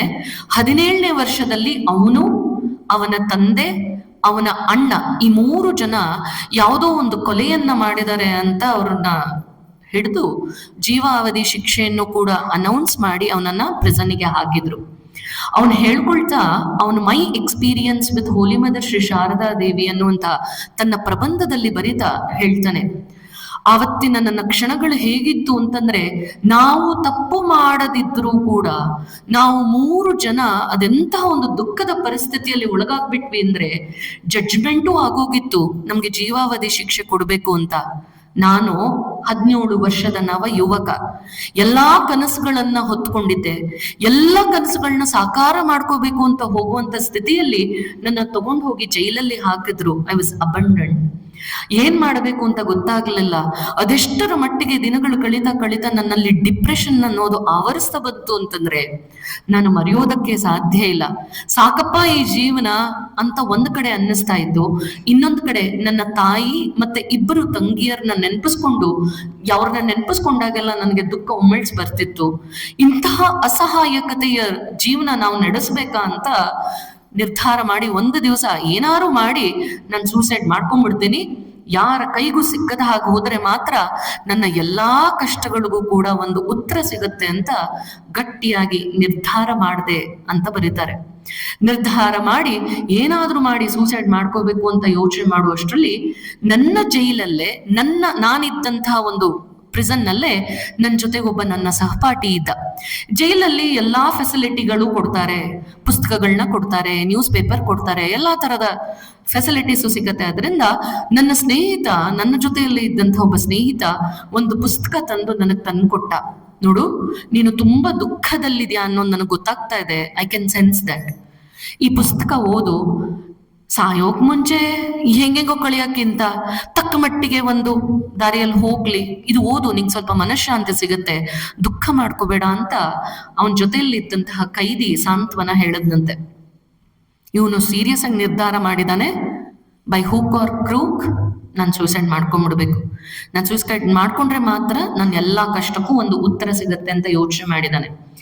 ಸಾಯೋದೇ ನಿರ್ಧಾರ ಆಗಿದೆ, ಇದ್ಯಾವುದೋ ಚಂದದ ಒಂದು ಪುಸ್ತಕ ಬೇರೆ ಕೊಟ್ಟಿದ್ದಾನೆ, ಅದೇನಿದೆ ನೋಡೇ ಬಿಡೋಣ ಅಂತ ಯೋಚನೆ ಮಾಡ್ದ. ಪುಟಗಳನ್ನ ತಿರುಗಿಸ್ದ. ಆ ಮುಖಪುಟದಲ್ಲೇ ಶ್ರೀಮಾತೆಯವರ ಭಾವಚಿತ್ರ ಇದ್ದಿದ್ದನ್ನ ನೋಡಿ ಅವನಿಗೆ ಗೊತ್ತಿಲ್ಲದ ಹಾಗೆ ಈ ಪುಸ್ತಕ ಓದಿ ಸತ್ತೋಗೋಣ ಅಂತ ಯೋಚನೆ ಮಾಡ್ದ ಆ ಖೈದಿ ಪಿ ಮುರುಗನ್. ಪುಸ್ತಕ ತಿರುಗಿಸ್ದ, ಓದೋದಕ್ಕೆ ಶುರು ಮಾಡ್ದ. ಅದು life and message of Holy Mother Shri Sharada Devi, ಶ್ರೀಮಾತೆಯವರ ಪುಟ್ಟ ಜೀವನ ಚರಿತ್ರೆ ಇರುವಂತಹ ಪುಸ್ತಕ ಓದೋಕ್ ಶುರು ಮಾಡದ್ನಂತೆ. ಅವನು ಹೇಳ್ತಾನೆ, ನನಗೇ ಗೊತ್ತಿಲ್ಲದ ಹಾಗೆ ಈ ಪುಸ್ತಕ ನನ್ನನ್ನ ಅದೆಷ್ಟರ ಮಟ್ಟಿಗೆ ಆವರಿಸ್ಬಿಡ್ತು ಅಂತಂದ್ರೆ, ಈಕೆ ಯಾರು ಅಂತ ನನಗೆ ಇಲ್ಲಿವರೆಗೂ ಗೊತ್ತೂ ಇರಲಿಲ್ಲ. ಶ್ರೀಮಾತೆಯವರು ಅಂದ್ರೆ ಯಾರು ಅನ್ನೋದು ಗೊತ್ತಿಲ್ಲ, ಶ್ರೀಮಾತೆಯವರ ವ್ಯಕ್ತಿತ್ವ ಎಂಥದ್ದು ಅಂತ ಗೊತ್ತಿಲ್ಲ, ಶ್ರೀರಾಮಕೃಷ್ಣರೇ ಯಾರು ಅಂತ ಗೊತ್ತಿಲ್ಲ, ವಿವೇಕಾನಂದರ ಹೆಸರು ಅಲ್ಲೋ ಎಲ್ಲೋ ಕೇಳಿದ್ದ ನೆನಪು. ಯಾರೇ ಇರ್ಬೋದು ಈ ಹೆಂಗಸು ಅಂತ ಓದೋದಕ್ಕೆ ಶುರು ಮಾಡ್ದ. ಒಂದಷ್ಟು ದಿನಗಳು ಕಳೆಯುವಷ್ಟರಲ್ಲಿ ಆ ಪುಸ್ತಕ ಅವನನ್ನು ಎಷ್ಟರ ಮಟ್ಟಿಗೆ ಎಲಿವೇಟ್ ಮಾಡ್ತು ಅಂತಂದ್ರೆ, ಅವನ ಆ ಕ್ಷಣ ಅನ್ಕೊಂಡಂತೆ ಶ್ರೀಮಾತೆಯವರು ಪಟ್ಟಿರುವಂತಹ ಕಷ್ಟದ ಮುಂದೆ ನಾ ಮಾಡಿಲ್ದಲೇ ಇರುವಂತಹ ತಪ್ಪಿಗೆ ನಾನಿಷ್ಟು ಪರಿತಪ್ಪಿಸ್ಕೊಂಡು ನನ್ನ ಜೀವನವನ್ನ, ಭಗವಂತ ಕೊಟ್ಟಿರುವಂತಹ ಈ ಜೀವನ ನಾನು ಎಂಡ್ ಮಾಡ್ಕೊಳಕ್ ಹೊರಟಿದ್ದೀನಲ್ಲ, ನನಗೆ ಯಾವ ರೈಟ್ ಇದೆ? ನಾನು ಆತ್ಮಹತ್ಯೆ ಮಾಡ್ಕೋಬೇಕು ಅಂತ ಯೋಚನೆ ಮಾಡಿ ಶ್ರೀಮಾತೆಯವ್ರ ಪುಸ್ತಕ ಓದಿ ಮುಗಿಸೋ ಅಷ್ಟರಲ್ಲಿ ಅವನ ಜೀವನ ಪರಿವರ್ತನೆ ಆದದ್ದನ್ನ ಅವನು ಆ ಪ್ರಬಂಧದಲ್ಲಿ ಹಂಚ್ಕೊಳ್ತಾನೆ. ಅದಾಗುವಷ್ಟರಲ್ಲಿ ಅವನ ಜೀವನ ಎಷ್ಟರ ಮಟ್ಟಿಗೆ ಟ್ರಾನ್ಸ್ಫಾರ್ಮೇಶನ್ ಆಗಿತ್ತು ಅಂತಂದ್ರೆ, ಅವನು ಹೇಳ್ತಾನೆ, ಶ್ರೀಮಾತೆಯವರು ಅದೆಷ್ಟು ಕರುಣಾಪೂರ್ಣ ವ್ಯಕ್ತಿತ್ವ, ಇವತ್ತು physically she is not there with me, ನನ್ನ ಕಣ್ಣು ಮುಂದೆ ಶ್ರೀಮಾತೆಯವರಿಲ್ಲ, ಆದ್ರೆ ಅವ್ರು ಇಲ್ಲದೆಯೂ ಕೂಡ ಅವರ ಪ್ರೇಮಪೂರ್ಣ ವ್ಯಕ್ತಿತ್ವದಿಂದ ಅವರ ಕರುಣೆ ಅದು ಎಷ್ಟು ಅಪಾರವಾಗಿದೆ ಅನ್ನೋದನ್ನ ನಾನು ಭಾವಿಸಬಲ್ಲೆ. ಇನ್ಯಾವತ್ತಿಗೂ ಕೂಡ ನಾನು ಸೂಸೈಡ್ ಮಾಡ್ಕೊಳ್ಳಲ್ಲ ಅಂತ ನಿರ್ಧಾರ ಮಾಡ್ದ. ಅವನ ಸ್ನೇಹಿತನಿಗೂ ಹೇಳದ್ನಂತೆ, ಇವತ್ತಿಂದ ನನ್ನ ಜೀವನ ಬದಲಾಗ್ತಿದೆ, ನೀನು ಶ್ರೀಮಾತೆಯವರನ್ನ ನನ್ನ ಜೀವನಕ್ಕೆ ಭಿಕ್ಷೆಯಾಗಿ ಕೊಟ್ಟು ನನ್ನ ಜೀವನವನ್ನ ಪರಿವರ್ತನೆ ಮಾಡ್ಬಿಟ್ಟಿದ್ಯಪ್ಪ, ಇನ್ಯಾವತ್ತಿಗೂ ನಾನು I will never get demotivated ಅಂತ ಅವನ ಜೊತೆ ಹಂಚ್ಕೊಂಡ. ಆ ಸ್ನೇಹಿತನ್ಗೆ ಅದೆಷ್ಟು ಖುಷಿ ಆಯ್ತು ಅಂತಂದ್ರೆ, ಅವನನ್ನೇ ಮೀರಿ ಬೆಳೆದು ನಿಂತ ಈ ಪಿ ಮುರುಗನ್ ಅವನು ಹೇಳ್ಕೊಳ್ತಾನೆ, ಇವತ್ತಿಗೂ ಕೂಡ ಅವನು ಜೈಲಲ್ಲೇ ಇದಾನಂತೆ, ಕೊಲ್ಲೂರು ಜೈಲಲ್ಲಿ ಇದೀನಿ ಅಂತಾನೆ ಅವನು ಆ ಪ್ರಬಂಧದಲ್ಲಿ ಬರ್ಕೊಳ್ತಾನೆ. ನನ್ನ ಜೀವನ ಬದಲಾಗ್ತಾ ಇದ್ದದ್ದನ್ನ ನಾನು ಹತ್ರದಲ್ಲೇ ಭಾವಿಸೋದಕ್ಕೆ ಪ್ರಾರಂಭ ಮಾಡಿದೆ. ಶ್ರೀಮಾತೆಯವರ ಕರುಣೆ ಅನ್ನುವಂಥದ್ದು, ಶ್ರೀಮಾತೆಯವರ ಪರಮ ಪ್ರೇಮಪೂರ್ಣ ವ್ಯಕ್ತಿತ್ವ ಅನ್ನೋದು ಪ್ರತಿ ಹೆಜ್ಜೆಯಲ್ಲೂ ನನ್ನನ್ನ ಹೇಗೆ ಸೆಳೆದಿತ್ತು ಅನ್ನೋದನ್ನ ನಾನು ಭಾವಿಸೋದಕ್ಕೆ ಸಾಧ್ಯ ಆಯಿತು. ಹೀಗೆ ದಿನಗಳು ಕಳಿತಾ ಭಗವದ್ಗೀತೆಯನ್ನ ನಾನು ಬೇರೆ ನನ್ನ ಕೈದಿಗಳಿಗೆ ಹೇಳ್ಕೊಡೋಕ್ ಶುರು ಮಾಡಿದೆ. ಶ್ರೀಮಾತೆಯವರ ಜೀವನವನ್ನ ಪರಿಚಯ ಮಾಡಿಕೊಟ್ಟೆ. ಶ್ರೀಮಾತೆಯವರ ವ್ಯಕ್ತಿತ್ವವನ್ನ, ಇಡೀ ಜೀವನವನ್ನ ಗಮನಿಸಿದ್ರೆ ಶ್ರೀಮಾತೆಯವರ ದೇಹ ಬರೀ ಬೇರೆಯವ್ರ ಸೇವೆಗಾಗಿಲೇ ಅರ್ಪಿಸ್ಕೊಂಡ್ಬಿಟ್ಟಿದ್ರು. 12 ಗಂಟೆಗೆ ಬಂದ್ರು ಅದೇ ಪ್ರೀತಿಯಿಂದ ಅಡುಗೆ ಮಾಡ್ಕೊಡ್ತಿದ್ರು, ಯಾವುದೇ ಭೇದ ಇಲ್ದಲೆ, ಯಾವುದೇ ಡಿಫ್ರೆನ್ಸಿಯೇಷನ್ ಇಲ್ದಲೆ ಅವರು ಪ್ರೀತಿಯ ತೆಕ್ಕೆಯಲ್ಲಿ ಎಲ್ಲರನ್ನು ಹೇಗೆ ಸೆರೆ ಹಿಡಿದಿಟ್ಟಿದ್ರು ಅನ್ನೋದನ್ನ ಭಾವಿಸ್ತಾ ಅವನು ಯೋಚನೆ ಮಾಡದಂತೆ, ಶ್ರೀಮಾತೆಯವ್ರ ಜೀವನ ಬರೀ ಓದಿದ್ರೆ ಸಾಲದು, ಅದನ್ನ ನಾನು ಅಳವಡಿಸ್ಕೊಳ್ಬೇಕು. ಬರೀ ಬಾಯಲ್ಲಿ ನಾನು ಸೇವೆ ಮಾಡ್ತೀನಿ ಅಂತ ಹೇಳಿದ್ರೆ ಸಾಲದು, ನಿಜವಾಗಿಯೂ ನಾನು ಮಾಡುವಂತಹ ಮನಸ್ಥಿತಿ ನಂದು ಆಗಿದ್ಯಾ ಅಂತ ಅವನು ಹೇಳ್ತಾನೆ. ನನ್ನನ್ನ ನಾನು ಆತ್ಮವಿಮರ್ಶೆ ಮಾಡ್ಕೊಳಕ್ ಪ್ರಾರಂಭ ಮಾಡಿದೆ.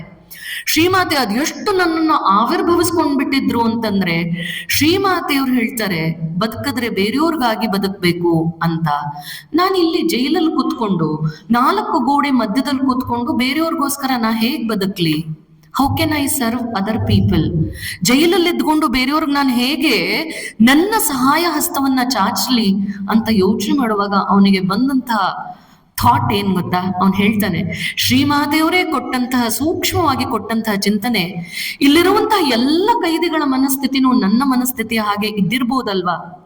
ಅವರೆಲ್ಲರೂ ಕೂಡ ನನ್ನಲ್ಲಿ ಯಾವ ಭಾವನೆಗಳು, ನನ್ನಲ್ಲಿ ಯಾವ ತುಮುಲುಗಳು, ನನ್ನಲ್ಲಿ ಯಾವ ಆತಂಕಗಳು ಓಡಾಡ್ತಾ ಇತ್ತು, ಅದೇ ತರದ ಡಿಮೋಟಿವೇಶನ್ ಅವರಲ್ಲೂ ಇರ್ಬೋದಲ್ವಾ? ಶ್ರೀಮಾತೆಯವರು ಹೇಳಿದ್ರು, ಬದುಕಿದ್ರೆ ಇತರರಿಗಾಗಿ ಬದುಕು, ಪರರ ಸೇವೆ ಮಾಡ್ಬೇಕಾಗಿರೋದೇ ನಿನ್ನ ಪರಮ ಧರ್ಮ ಆಗ್ಬೇಕು, ನಿಷ್ಕಲ್ಮಶವಾಗಿ ಯಾವುದೇ ಎಕ್ಸ್ಪೆಕ್ಟೇಷನ್ ಇಲ್ದಲೆ ನೀನು ನಿನ್ನ ಸಹಾಯ ಹಸ್ತವನ್ನ ಚಾಚು ಅಂತ ಶ್ರೀಮಾತೆ ಹೇಳಿದ್ದಾರೆ. ಈಗ ನಾನ್ ಮಾಡ್ಬೇಕಾಗಿರೋ ಕರ್ತವ್ಯ ಏನು? I should fetch my hand to them. ನನ್ನ ಜೊತೆಯಲ್ಲಿರುವಂತಹ ಕೈದಿಗಳು ಮನನೊಂದು ಬಂದಿದ್ರೆ ಅವರಿಗೆ ನಾನು ಸಾಂತ್ವನ ಕೊಡ್ಬೋದಲ್ಲ ಅಂತ ಯೋಚನೆ ಮಾಡ್ದ. ಅವನು ತನ್ನ ಪ್ರಬಂಧದಲ್ಲಿ ಬರೀತಾನೆ, ನಾನು ಕ್ಲಾಸಸ್ ಅನ್ನ ಶುರು ಮಾಡಿದೆ, ಶ್ರೀಮಾತೆಯವರ ಜೀವನವನ್ನ ಎಲ್ಲಾ ಕೈದಿಗಳಿಗೂ ಪರಿಚಯ ಮಾಡಿಕೊಟ್ಟೆ, ನನ್ನ ಜ್ಞಾನಕ್ಕೆ ಅದು ಎಷ್ಟು ಬರ್ತಿತ್ತೋ, ಎಷ್ಟು ಗೊತ್ತಾಗ್ತಿತ್ತೋ ಅಷ್ಟು ವಿಚಾರವನ್ನ ತಿಳಿಸ್ಕೊಡ್ತಿದ್ದೆ. ದಿನ ಕಳೀತಾ ನನ್ಗೆ ಅರ್ಥ ಆಯ್ತು ಶ್ರೀಮಾತೆಯವರು ಹೇಗೆ ಎಲ್ಲರನ್ನು ಕೂಡ ಆವರ್ಭಿಸ್ಕೊಳ್ತಾರೆ ಅಂತ. ಜೈಲಲ್ಲಿ ಇದ್ದಂತಹ, ಅಂದ್ರೆ 18-19 ವಯಸ್ಸು ಬಂದು 20 ವರ್ಷಕ್ಕೆ ಬರೋಷ್ಟ್ರಲ್ಲಿ, ಈಗ ಅವ್ನಿಗೆ 25 ವರ್ಷ. ಈ ಕಳೆದ 5 ವರ್ಷಗಳಿಂದ ನನಗೆ ಈ ಜೈಲ್ ಅನ್ನುವಂಥದ್ದು, ಈ ಪ್ರಿಸನ್ ಅನ್ನುವಂಥದ್ದು, it is no more a prison for me. ಒಳ್ಳೆ ವ್ಯಕ್ತಿ ನರಕದಲ್ಲಿದ್ರೂ ಕೂಡ ಅದನ್ನ ಸ್ವರ್ಗವಾಗಿಸಬಲ್ಲ. ಕೆಟ್ಟ ವ್ಯಕ್ತಿ ಸ್ವರ್ಗದಲ್ಲಿದ್ರೂ ಕೂಡ ಅದನ್ನ ನರಕವಾಗಿಸಬಲ್ಲ ಅನ್ನೋದನ್ನ ಅವನು ಭಾವಿಸೋದಕ್ ಸಾಧ್ಯ ಆಯ್ತಂತೆ. ಅವನು ಹೇಳ್ತಾನೆ, ಇವತ್ತು it is no more a prison. ಎಲ್ಲಿ ನೋಡಿದ್ರು, ಯಾವಾಗ ನೋಡಿದ್ರು ಎಲ್ಲರ ಬಾಯಲ್ಲೂ ಶ್ರೀಮಾತೆಯವರ ಪದನೇ ಹೊರಗೆ ಬರುತ್ತೆ.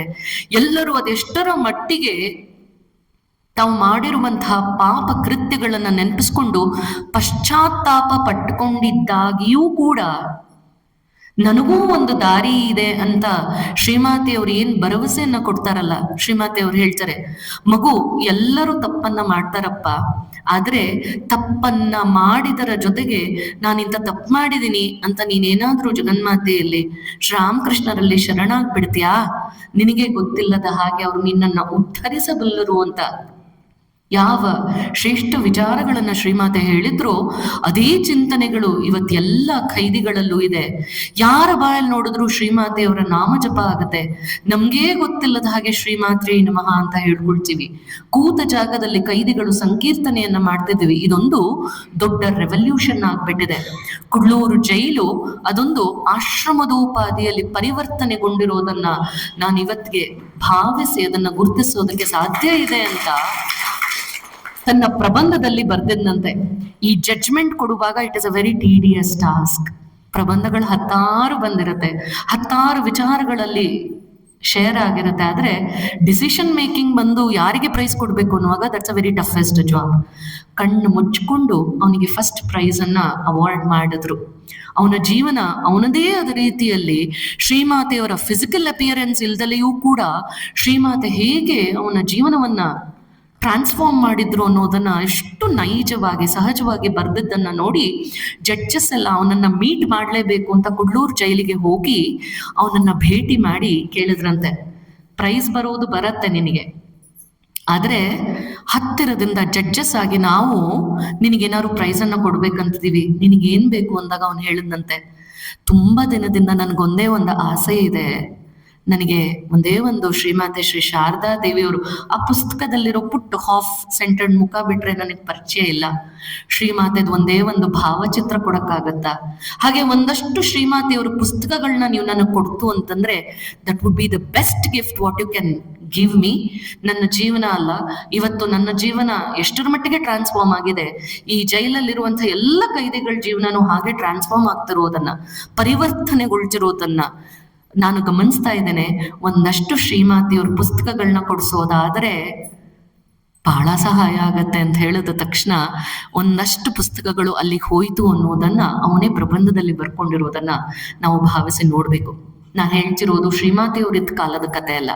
2017 ಪಿ ಮುರುಗನ್ ಅನ್ನುವಂಥವನಿಗೆ 25 ವರ್ಷದ ನವ ಯುವಕ 17ನೇ ವರ್ಷದಲ್ಲಿ ಜೈಲಿಗೆ ಹೋಗಿ ಶ್ರೀಮಾತೆಯವರ ತೆಕ್ಕೆಗೆ ಬಂದ್ಮೇಲೆ ಯಾರೂ ಕೂಡ ತಪ್ಪಿಸ್ಕೊಳ್ಳೋದಕ್ಕೆ ಸಾಧ್ಯ ಇಲ್ಲ. ಶ್ರೀಮಾತೆಯವ್ರು ಹೇಳ್ತಾರೆ, ಮಗು ನೀನ್ ಯಾವುದಕ್ಕೂ ಹೆದರ್ಕೋಬೇಡ, ನಾನ್ ನಿನ್ ಜೊತೆ ಇದ್ದೇನೆ, ನೀನ್ ಏನನ್ನಾದ್ರೂ ಪರವಾಗಿಲ್ಲ, ಶ್ರೀರಾಮಕೃಷ್ಣರ ಮುಂದೆ ಕಣ್ಣೀರು ಹಾಕೊಂಡು ನೀನ್ ಅದನ್ನ ತೋಡ್ಕೊಳ್ಳು, ನಾವು ಬಂದಿರೋದೇ ಅದಕ್ಕಪ್ಪ ಅಂತ. ಹೀಗೆ ಮತ್ತೊಂದು ಘಟನೆಯನ್ನ ಹೇಳ್ತಾ ನನ್ನ ಮಾತಿಗೆ ಮುಕ್ತಾಯ ಹಾಡ್ತೇನೆ, ಸಮಯ ಮುಗ್ದು ಹೋಗ್ತಾ ಇದೆ. ಶ್ರೀಮಾತೆಯವರು ಜೈರಾಮ್ ಬಾಟಿಯಲ್ಲಿದ್ದಾಗ ಭಕ್ತರೆಲ್ಲ ಬಂದು ಶ್ರೀರಾಮಕೃಷ್ಣರ ದೇಹತ್ಯಾಗ ಆದ್ಮೇಲೆ ಶ್ರೀಮಾತೆಯವರೇ ಎಲ್ಲ ಆಗ್ಬಿಟ್ಟಿದ್ರು. ಶ್ರೀಮಾತೆ stood as a replica of Thakur. ಎಲ್ಲ ಬಂದು ನಮಸ್ಕಾರ ಮಾಡುವಾಗ ಕೆಲವ್ರಿಗೆ ಭಾವೋದ್ವೇಗ ಜಾಸ್ತಿ ಇರುತ್ತೆ. ಅದೆಷ್ಟು ಭಕ್ತಿ ಬಂದ್ಬಿಡುತ್ತೆ ಅಂತಂದ್ರೆ ಸನ್ಯಾಸಿಗಳು ಹೋಗಿ ಪಾದ ಮುಟ್ಟಿ ಗಟ್ಟಿಯಾಗಿ ನಿಮ್ಗೆ ಶರಣು ಅಂತ ಕಾಲ್ ಹಿಡಿದು ಅರ್ಪಿಸ್ಕೊಂಡ್ ಬಿಡ್ತೇವೆ. ಶರಣಾಗ್ಬಿಟ್ಟಿದ್ದೀನಲ್ವಾ ನಾನು ಅನ್ನೋ ಖುಷಿ ನಮ್ಗಿರತ್ತೆ. ಆದ್ರೆ ಅದರಿಂದ ಪಾಪ ಅವ್ರಿಗೆ ಏನಾಗ್ತಿರತ್ತೆ ಅನ್ನೋದನ್ನು ನಾವು ಭಾವಿಸ್ಬೇಕು. ಹೀಗೆ ಒಂದಷ್ಟು ಜನ ಭಕ್ತರು ಜೈರಾಮ್ ಬಾಟಿಯಲ್ಲಿ ಬಂದಾಗ ಶ್ರೀಮಾತೆಯವ್ರ ಪಾದ ಮುಟ್ಟಿ, ಶ್ರೀಮಾತೆ ಹೀಗೆ ಕಾಲ್ ಚಾಚ್ಕೊಂಡು ಕುತ್ಕೊಳ್ಳೋರು, ಯಾವಾಗ್ಲೂ ಪಾದ ಮುಟ್ಟಿ ತಲೆಯನ್ನ ಶ್ರೀಮಾತೆಯವ್ರ ಪಾದಕ್ಕೆ ಅರ್ಪಿಸಿ ನಮಸ್ಕಾರ ಮಾಡ್ಕೊಂಡು ಹೋಗ್ದಿತ್ತು ವಾಡಿಕೆ ಆಗಿತ್ತು. ನಮಸ್ಕಾರ ಮಾಡ್ಕೊಂಡು ಹೋಗುವಾಗೆಲ್ಲ ಅಮ್ಮ ಕಾಪಾಡಿ ನನ್ನನ್ನು ಉದ್ಧರಿಸಿ ಅಂತ ಯಾವಾಗ್ಲೂ ಹೇಳ್ತಾ ಇದ್ದದ್ದು ಉಂಟು. ಶ್ರೀಮಾತೆ ಎಲ್ಲ ಪ್ರೀತಿಯಿಂದ ಭಕ್ತರನ್ನ ಹರಿಸ್ತಾ ಇದ್ರು. ಅವರೆಲ್ಲ ಹೋದ್ಮೇಲಿಂದ ಅವರ ಹತ್ರದಲ್ಲಿ ಸಖ್ಯವಾಗಿದ್ದಂಥವ್ರನ್ನ ಕರೆದು ಸ್ವಲ್ಪ ಗಂಗಾಜಲ ತಂದ್ಕೊಡು, ಕಾಲ್ ತುಂಬಾ ಉರಿತಾ ಇದೆ, ಚೂರು ಗಂಗಾಜಲ ಹಾಕೊಂಡ್ರೆ ಸ್ವಲ್ಪ ತಂಪಾಗತ್ತೆ ಅಂತ ಶ್ರೀಮಾತೆಯವ್ರು ಹೇಳ್ಕೊತಿದ್ರಂತೆ. ಇದನ್ನ ಒಂದಷ್ಟು ಜನ ಭಕ್ತರು ಗಮನಿಸ್ತಾ ಇದ್ರು. ಯಾಕೆ ನಾವು ನಮಸ್ಕಾರ ಮಾಡ್ಕೊಂಡ್ಮೇಲೆ ಶ್ರೀಮಾತೆಯವ್ರು ಸ್ವಲ್ಪ ಹೊತ್ತಾದ್ಮೇಲೆ ಗಂಗಾಜಲ ತರಿಸ್ಕೊಂಡು ಕಾಲ್ನ ತೊಳ್ಕೊತಾರಲ್ಲ, ಯಾಕಿರ್ಬೋದು ಅಂತ ಕ್ಯೂರಿಯಾಸಿಟಿ ಭಕ್ತರಲ್ಲಿ ಜಾಸ್ತಿ ಇರತ್ತೆ. ಹಾಗೆ ಒಂದು ದಿವಸ ಒಬ್ಬ ಭಕ್ತ ಹೋಗಿ ಶ್ರೀಮಾತೆ ಅವ್ರಿಗೆ ಕೇಳೇಬಿಟ್ನಂತೆ, ಅಮ್ಮ, ಪ್ರತಿ ಸಲ ನಾವು ಬಂದು ನಿಮಗೆ ನಮಸ್ಕಾರ ಮಾಡ್ಕೊಂಡು ಹೋದಾಗ್ಲೂ ನೀವು ಗಂಗಾಜಲ ತರಿಸ್ಕೊಂಡು ಈ ನಡುವೆ ಸ್ವಲ್ಪ ಕಾಲು ತೊಳ್ಕೊಳ್ತೀರಲ್ಲ, ಯಾಕೆ ಅಂತ ಕೇಳಿದಾಗ ಶ್ರೀಮಾತೆ ಅವ್ರು ಹೇಳಿದ್ರಂತೆ, ಏನಿಲ್ಲ ಮಗು, ಸ್ವಲ್ಪ ಕಾಲು ಉರಿಯತ್ತೆ ಅವಾಗ ಕಾಲೆಲ್ಲ ಸೀದ್ ಹೋದಾಗ ಆಗಿದೆ, ಹಾಗಾಗಿ ಅಷ್ಟೇ ಅಂತ. ಆಗ ಸೂಕ್ಷ್ಮಗ್ರಾಹಿಯಾಗಿದ್ದಂತ ಒಬ್ಬ ಭಕ್ತಂಗೆ ಅರ್ಥ ಆಯ್ತಂತೆ, ಓ, ನಾವೆಲ್ಲ ಹೋಗಿ ನಮ್ಮ ಕಷ್ಟ ಎಲ್ಲ ಅವ್ರ ಪಾದ ಮುಟ್ಟೋದ್ರ ಮೂಲಕ ವಿ ಆರ್ ಟ್ರಾನ್ಸ್ಫಾರ್ಮಿಂಗ್. ನಮ್ಮ ಕಷ್ಟನೆಲ್ಲ ಅವ್ರು ತಗೋತಾ ಇದ್ದಾರೆ, ಹಾಗಾಗಿ ಶ್ರೀಮಾತೆ ಪಾದ ಕಪ್ಪಗಾಗ್ಬಿಟ್ಟಿದೆ. ಇನ್ಮೇಲೆ ಅವರೆಲ್ಲ ಅನ್ಕೊಂಡ್ರಂತೆ, ನೋಡಿ, ಇನ್ಮೇಲೆ ಯಾರು ಶ್ರೀಮಾತೆಗೆ ನಮಸ್ಕಾರ ಮಾಡುವಾಗ ಪಾದ ಮುಟ್ಟಿ ನಮಸ್ಕಾರ ಮಾಡೋದು ಬೇಡ, ನಮ್ಮಿಂದ ಶಾರದಾ ಮಾತೆ ಕಷ್ಟಪಡೋ ತರ ಆಗ್ಬಾರ್ದು ಅಂತ ಎಲ್ಲ ನಿರ್ಧಾರ ಮಾಡ್ಕೊಂಡ್ರು. ಒಂದಷ್ಟು ದಿನ ಶ್ರೀಮಾತೆನೂ ಗಮನಿಸ್ತಾ ಇದ್ದಾರೆ. ಶ್ರೀಮಾತೆ ಅವ್ರು ಆಸ್ ಯೂಶಲ್ ಪಾದ ಮುಂದೆ ಚಾಚ್ಕೊಂಡು ಕೂತಿರ್ತಿದ್ರು, ಆದ್ರೆ ಯಾರು ಪಾದ ಮುಟ್ಟಿ ನಮಸ್ಕಾರ ಮಾಡ್ತಿರ್ಲಿಲ್ವಂತೆ. ಶ್ರೀಮಾತೆ ಯಾಕೋ ನನ್ನ ಮಕ್ಕಳು ಬಂದು ನನ್ನ ಪಾದ ಮುಟ್ತಾ ಇಲ್ವಲ್ಲ ಅಂತ, ತಾಯಿ ಹೃದಯ ಅಲ್ವಾ, ಶ್ರೀಮಾತೆ ಅವ್ರು ಕರೆದು ಕೇಳಿದ್ರಂತೆ, ಯಾಕೆ ಮಗು ಈ ನಡುವೆ ನನ್ನ ಪಾದ ಮುಟ್ಟಿ ನಮಸ್ಕಾರ ಮಾಡಲ್ವಲ್ಲ, ಯಾಕೆ ಅಂತ ಕೇಳಿದಾಗ ಆ ಭಕ್ತ ಅವನನ್ನ ಕಂಟ್ರೋಲ್ ಮಾಡಕ್ ಆಗ್ದಲೆ ಹೇಳಿದ್ನಂತೆ, ಅಮ್ಮ, ನಾವೆಲ್ಲ ನಿಮ್ ಪಾದ ಮುಟ್ಟಿ ಮುಟ್ಟಿ ಮುಟ್ಟಿ ನಮಸ್ಕಾರ ಮಾಡಿ ಮಾಡಿ ನಮ್ ಕಷ್ಟ ಎಲ್ಲ ನಿಮಗ್ ಕೊಟ್ಬಿಟ್ಟಿದೀವಿ, ನಿಮ್ ಪಾದ ನೋಡಿ ಹೇಗ್ ಸೀದ್ ಹೋಗ್ಬಿಟ್ಟಿದೆ, ನಮ್ಮಿಂದ ನೀವ್ ಎಲ್ಲ ಕಷ್ಟ ಅನುಭವಿಸ್ತಾ ಇದ್ರಲ್ಲ, ಅದನ್ನ ನೋಡಕ್ ಆಗಲ್ಲ ಅಮ್ಮ, ನೀವ್ ಚೆನ್ನಾಗಿರ್ಬೇಕು ಅಂತ ಸ್ವಲ್ಪ ಸ್ಮಾರ್ಟ್ ಆಗಿದ್ದಂತ ಭಕ್ತ ಹೇಳ್ದ. ತಕ್ಷಣ ಶ್ರೀಮಾತೆಯವ್ರಿಗೆ ಎಲ್ಲದ ಕೋಪ ಹೊರಗೆ ಬಂದು ಹೇಳ್ತಾರಂತೆ, ಏನ್ ಅನ್ಕೊಂಡಿದ್ಯಾ ನಿನ್ನನ್ನೇನು, ಯಾರ್ ಪರ್ಮಿಷನ್ ಕೊಟ್ರು ನಿಂಗೆ, ನಾನು ಹೇಳಿದಿನ ನನಗ್ ನನ್ ಪಾದ ಮುಟ್ಬೇಡ ಅಂತ, ಬಂದು ಪಾದ ಮುಟ್ ನಮಸ್ಕಾರ ಮಾಡು ಅಂತ ಹೇಳಿದ್ರು. ಮಾತು ಮುಂದುವರ್ಸ್ತಾ ಹೇಳ್ತಾರಂತೆ, ಶ್ರೀರಾಮಕೃಷ್ಣರು ಬಂದಿದ್ದು ಏನಕ್ಕೆ ಅನ್ಕೊಂಡಿದ್ಯಾ, ಏನ್ ರಸಗುಲ್ಲ ತಿನ್ನಕ್ಕೋಸ್ಕರ ರಾಮಕೃಷ್ಣರು ಬಂದ್ರು ಅನ್ಕೊಂಡಿಯೇನೋ, ರಸಗುಲ್ಲ ತಿನ್ನಕ್ ನಾವ್ ಯಾರು ಬಂದಿಲ್ಲ, ನಾವು ಬಂದಿರೋದೇ ನಿಮ್ಮ ಕಷ್ಟವನ್ನ ತೆಗೆದುಕೊಳ್ಳೋದಕ್ಕಪ್ಪ, ನೀನೇ ಪ್ರೀತಿಯಿಂದ ನನ್ನ ಪಾದ ಮುಟ್ಟಿ ನಮಸ್ಕಾರ ಮಾಡ್ಲಿಲ್ಲ, ಇದನ್ನ ಭಾವಿಸೋದಕ್ಕಾದ್ರೂ ಸಾಧ್ಯ ಏನು? ಯಾವ ತಾಯಿಯೂ ಭಾವಿಸೋದಕ್ಕೆ ಸಾಧ್ಯವಾಗದ ರೀತಿಯಲ್ಲಿ ಶ್ರೀಮಾತೆಯವರ ವ್ಯಕ್ತಿತ್ವ, ತಾವೇ ಕರೆದು ನಮಸ್ಕಾರ ಮಾಡಿಸ್ಕೊಂಡು ನನ್ನ ಪಾದ ಮುಟ್ಟು, ನಿನ್ ಪಾಪ ಕಡಿಮೆ ಆಗತ್ತೆ ಕಣೋ, ನೀನ್ ಎಲಿವೇಟ್ ಆಗ್ತೆ ಕಣೋ ಅಂತ ಈ ರೀತಿಯಲ್ಲಿ ಬಾಚಿ ತಬ್ಬುವಂತಹ ಶ್ರೀಮಾತೆಯವರ ಜೀವನ, ಶ್ರೀಮಾತೆಯವರ ಕರುಣಾಪೂರ್ಣ ಜೀವನ ಇಲ್ಲಿ ನಾವು ಭಾವಿಸಿದ್ರೆ ಮಾತ್ರ ಶ್ರೀಮಾತೆಗೆ ಹೆಚ್ಚು ಹೆಚ್ಚು ಹತ್ರ ಆಗೋದಕ್ಕೆ ಸಾಧ್ಯ.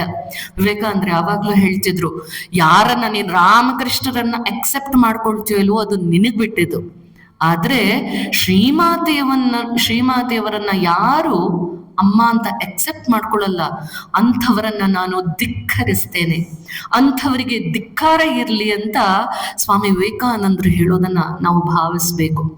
ಶ್ರೀಮಾತೆಯವರ ಜೀವನ ಅಧ್ಯಯನ ಪೂರ್ಣವಾದದ್ದು.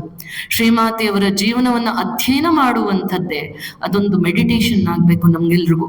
ಒಂದೊಂದು ಘಟನೆಗಳು, ನಾನು ಕೇವಲ 3 ಘಟನೆಯನ್ನ ಮಾತ್ರ ನಿಮ್ ಜೊತೆ ಹಂಚ್ಕೊಳ್ಳಿಕ್ಕೆ ಸಾಧ್ಯ ಆಯ್ತು, ಆದ್ರೆ ಶ್ರೀಮಾತೆಯವರ ಜೀವನದಲ್ಲಿ ನಡೆದಂತ ಇವತ್ತಿಗೂ ಕೂಡ ಶ್ರೀರಾಮಕೃಷ್ಣರ ಕಡೆಗೆ ಕೈ ಚಾಚಿದ್ರೆ ಬರ್ತಾರೋ ಇಲ್ವೋ ನನಗ್ ಗೊತ್ತಿಲ್ಲ, ಮಾತಾಜಿ ಹೇಳ್ಬೇಕು. ವಿವೇಕಾನಂದರ ಕಡೆಗೆ ಕೈ ಚಾಚಿದ್ರೆ ಬರ್ತಾರೋ ಇಲ್ವೋ ಗೊತ್ತಿಲ್ಲ, ಆದ್ರೆ ಶಕ್ತಿಯ ರೂಪದಲ್ಲಿ ಬರ್ತಾರೆ. ಆದ್ರೆ ಶ್ರೀಮಾತೆಯವರ ಕಡೆಗೆ ಯಾರೆಲ್ಲ ಕೈ ಚಾಚ್ತಾರೆ, ಇವತ್ತಿಗೂ ಕೂಡ ಶ್ರೀಮಾತೆಯವರು ಬಂದು ಅವರನ್ನ ಉದ್ಧರಿಸ್ತಾ ಇರುವಂತಹ ರೀತಿ ನಾವು ಭಾವಿಸೋದಕ್ಕೂ ಸಾಧ್ಯ ಇದೆ. ಹಲವಾರು ನಿದರ್ಶನಗಳು ಶ್ರೀಮಾತೆಯವರ ಜೀವನದಿಂದ ಇವತ್ತಿಗೂ ಶ್ರೀಮಾತೆ ಹೇಗೆ she is connected with human soul ಅನ್ನೋದನ್ನ, ನಾಟ್ ಓನ್ಲಿ ಹ್ಯೂಮನ್ ಸೋಲ್, ಎಲ್ಲರ ಜೊತೆಗೂ ಯಾರೆಲ್ಲ ಶ್ರೀಮಾತೆಯನ್ನ ಜಗನ್ಮಾತೆಯನ್ನ ಕರೀತಾರೋ, ಅಮ್ಮ ಅಂತ ಕರೆದ್ರೆ ಸಾಕು, ಅವರು ಶ್ರೀಮಾತೆಯವರು ಎಲ್ಲರನ್ನ ತಮ್ಮ ಪ್ರೀತಿಯ ತೆಗೆದುಕೊಳ್ತಿರುವಂತಹ ನಿದರ್ಶನಗಳನ್ನ ನಾವು ಕೇಳ್ತಾ ಇರ್ತೀವಿ, ಗಮನಿಸ್ತಾ ಇದ್ದೀವಿ. ಹಾಗಾಗಿ ಈ ನಿಟ್ಟಿನಲ್ಲಿ ಶ್ರೀಮಾತೆಯವರನ್ನ ಹೆಚ್ಚು ಹೆಚ್ಚು ನಮ್ಮವಳನ್ನಾಗಿಸ್ಕೊಳ್ಳೋಣ. ಶ್ರೀಮಾತೆಯವರ ಪ್ರತಿಯೊಂದು ಘಟನೆ ನಮ್ಮ ಜೀವನಕ್ಕೆ ದಾರಿದೀಪ ಆಗ್ಬೇಕಾಗಿದೆ. ಶ್ರೀಮಾತೆಯವರು, ನಿವೇದಿತಾ ಒಂದ್ ಕಡೆ ಹೇಳ್ತಾರೆ, ಅಮ್ಮ, ಎಲ್ಲಾ ಕಡೆ ಅದೆಷ್ಟು ಗಲಾಟೆ ಇದೆ ಅಂತಂದ್ರೆ ನಿನ್ನ ಹತ್ರಕ್ ಬಂದು ಅಮ್ಮ ಅಂತ ಕರೆದು ಬಿಟ್ರೆ ಅದು ಗಲಾಟೆ ಅನ್ಸತ್ತೆ. ಅಷ್ಟು ನೀರವ ನಿನ್ನ ಜೀವನ, ಅಷ್ಟು ಆದರ್ಶಪೂರ್ಣ ನಿನ್ನ ಜೀವನ. ನಿನ್ನ ಹತ್ರ ಬಂದು ಅಮ್ಮ ಅಂತಾನು ಕರೆಯುವಷ್ಟಿಲ್ಲ, ಸುಮ್ಮನೆ ನಿನ್ನನ್ನು ನೋಡ್ತಾ ಕೂತ್ರೆ ಸಾಕು. ಸ್ವಾಮಿ ಪುರುಷೋತ್ತಮಾನಂದಜಿ ಮಹಾರಾಜ್ ಜೀವನಗಂಗಾ ಬರ್ದಾದ ನಂತರ ಹಲವಾರು ಭಕ್ತರು ಅವರನ್ನ ನೋಡಕ್ ಹೋದಾಗ, ಸ್ವಾಮೀಜಿ ಪೊನ್ನಂಪೇಟೆಗೆ ಬಂದ್ರು, ನಂತರ ಬೆಳಗಾಂಗೆಲ್ಲ ಬಂದಾಗ ಪುರುಷೋತ್ತಮಾನಂದಜಿ ಇದನ್ನ ಎಂಫಸೈಸ್ ಮಾಡಿ ಹೇಳ್ತಿದ್ರು, ನಿನಗೆ ಯಾವಾಗೆಲ್ಲ ಸಮಯ ಆಗತ್ತೋ ಬೆಂಗಳೂರು ರಾಮಕೃಷ್ಣ ಮಠದಲ್ಲಿ ಹೋಲಿ ಮದರ್ಸ್ ರಾಕ್ ಅಂತ ಇದೆ ಮಗು, ಅಲ್ಲಿ ಹೋಗಿ ಕುತ್ಕೋ. ಆ ಜಾಗದಲ್ಲಿ ನಾನು ನನ್ನ ತಪಸ್ಸನ್ನ ಸುರಿದಿದ್ದೀನಿ. ಶ್ರೀಮಾತೆಯವರನ್ನ ಸಾಕ್ಷಾತ್ ದರ್ಶನ ಮಾಡಿಕೊಂಡು ಶ್ರೀ ಶಾರದಾ ದೇವಿ ಜೀವನ ಗಂಗಾ ಅನ್ನುವಂಥ ಪುಸ್ತಕವನ್ನ ಬರೆದಿದ್ದೀನಿ. ನನ್ನ ತಪಸ್ಸನ್ನ ಆ ಜಾಗದಲ್ಲಿ ಸುರಿದಿದ್ದೀನಿ. ನಿನಗೆ ಏನು ಬೇಕೋ ಅದನ್ನ ಆ ಜಾಗದಲ್ಲಿ ಕೇಳ್ಕೊ.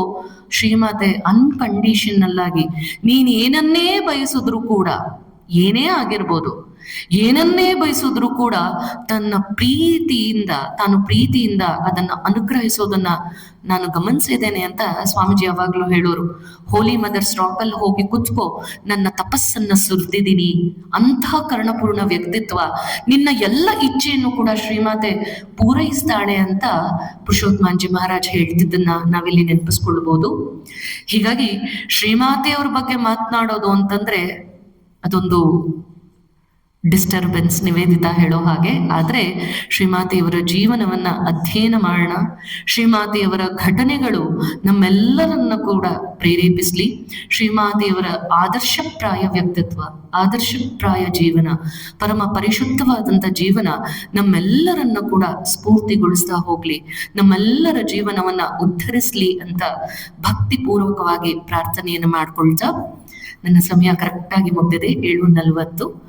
ಇಷ್ಟನ್ನ ಹೇಳ್ತಾ ಶ್ರೀಮಾತೆಯ ಕೃಪಾಶೀರ್ವಾದಕ್ಕೆ ನಾವೆಲ್ಲರೂ ಕೂಡ ಭಾಗಿಗಳಾಗೋಣ ಅಂತ ಹೇಳ್ತಾ, ಶ್ರೀಮಾತೆಯವರ ಚಿಂತನದಾರ ನಾಳೆ ಪುನಃ ಮುಂದುವರಿಯೋದ್ರಲ್ಲಿದೆ. ನನಗೆ ಶ್ರೀಮಾತೆಯವರ ಬಗ್ಗೆ ಮಾತನಾಡೋದಕ್ಕೆ ಅವಕಾಶ ಮಾಡಿಕೊಟ್ಟಂತಹ, ಶ್ರೀಮಾತೆಯವರಿಗೆ ಸೇವೆಯೋಪಾದಿಯಲ್ಲಿ ನನಗೆ ಅವಕಾಶ ಮಾಡಿಕೊಟ್ಟಂತಹ ಪರಮ ಪೂಜ್ಯ ಮಾತಾಜಿಯವರಿಗೆ ಭಕ್ತಿಪೂರ್ವಕವಾದಂತಹ ವಿನಮ್ರಪೂರ್ವಕ ನಮಸ್ಕಾರಗಳನ್ನ ಅರ್ಪಿಸ್ತೇನೆ. ಜೈ ರಾಮಕೃಷ್ಣ, ಜೈ ಮಾ ಶಾರದಾ.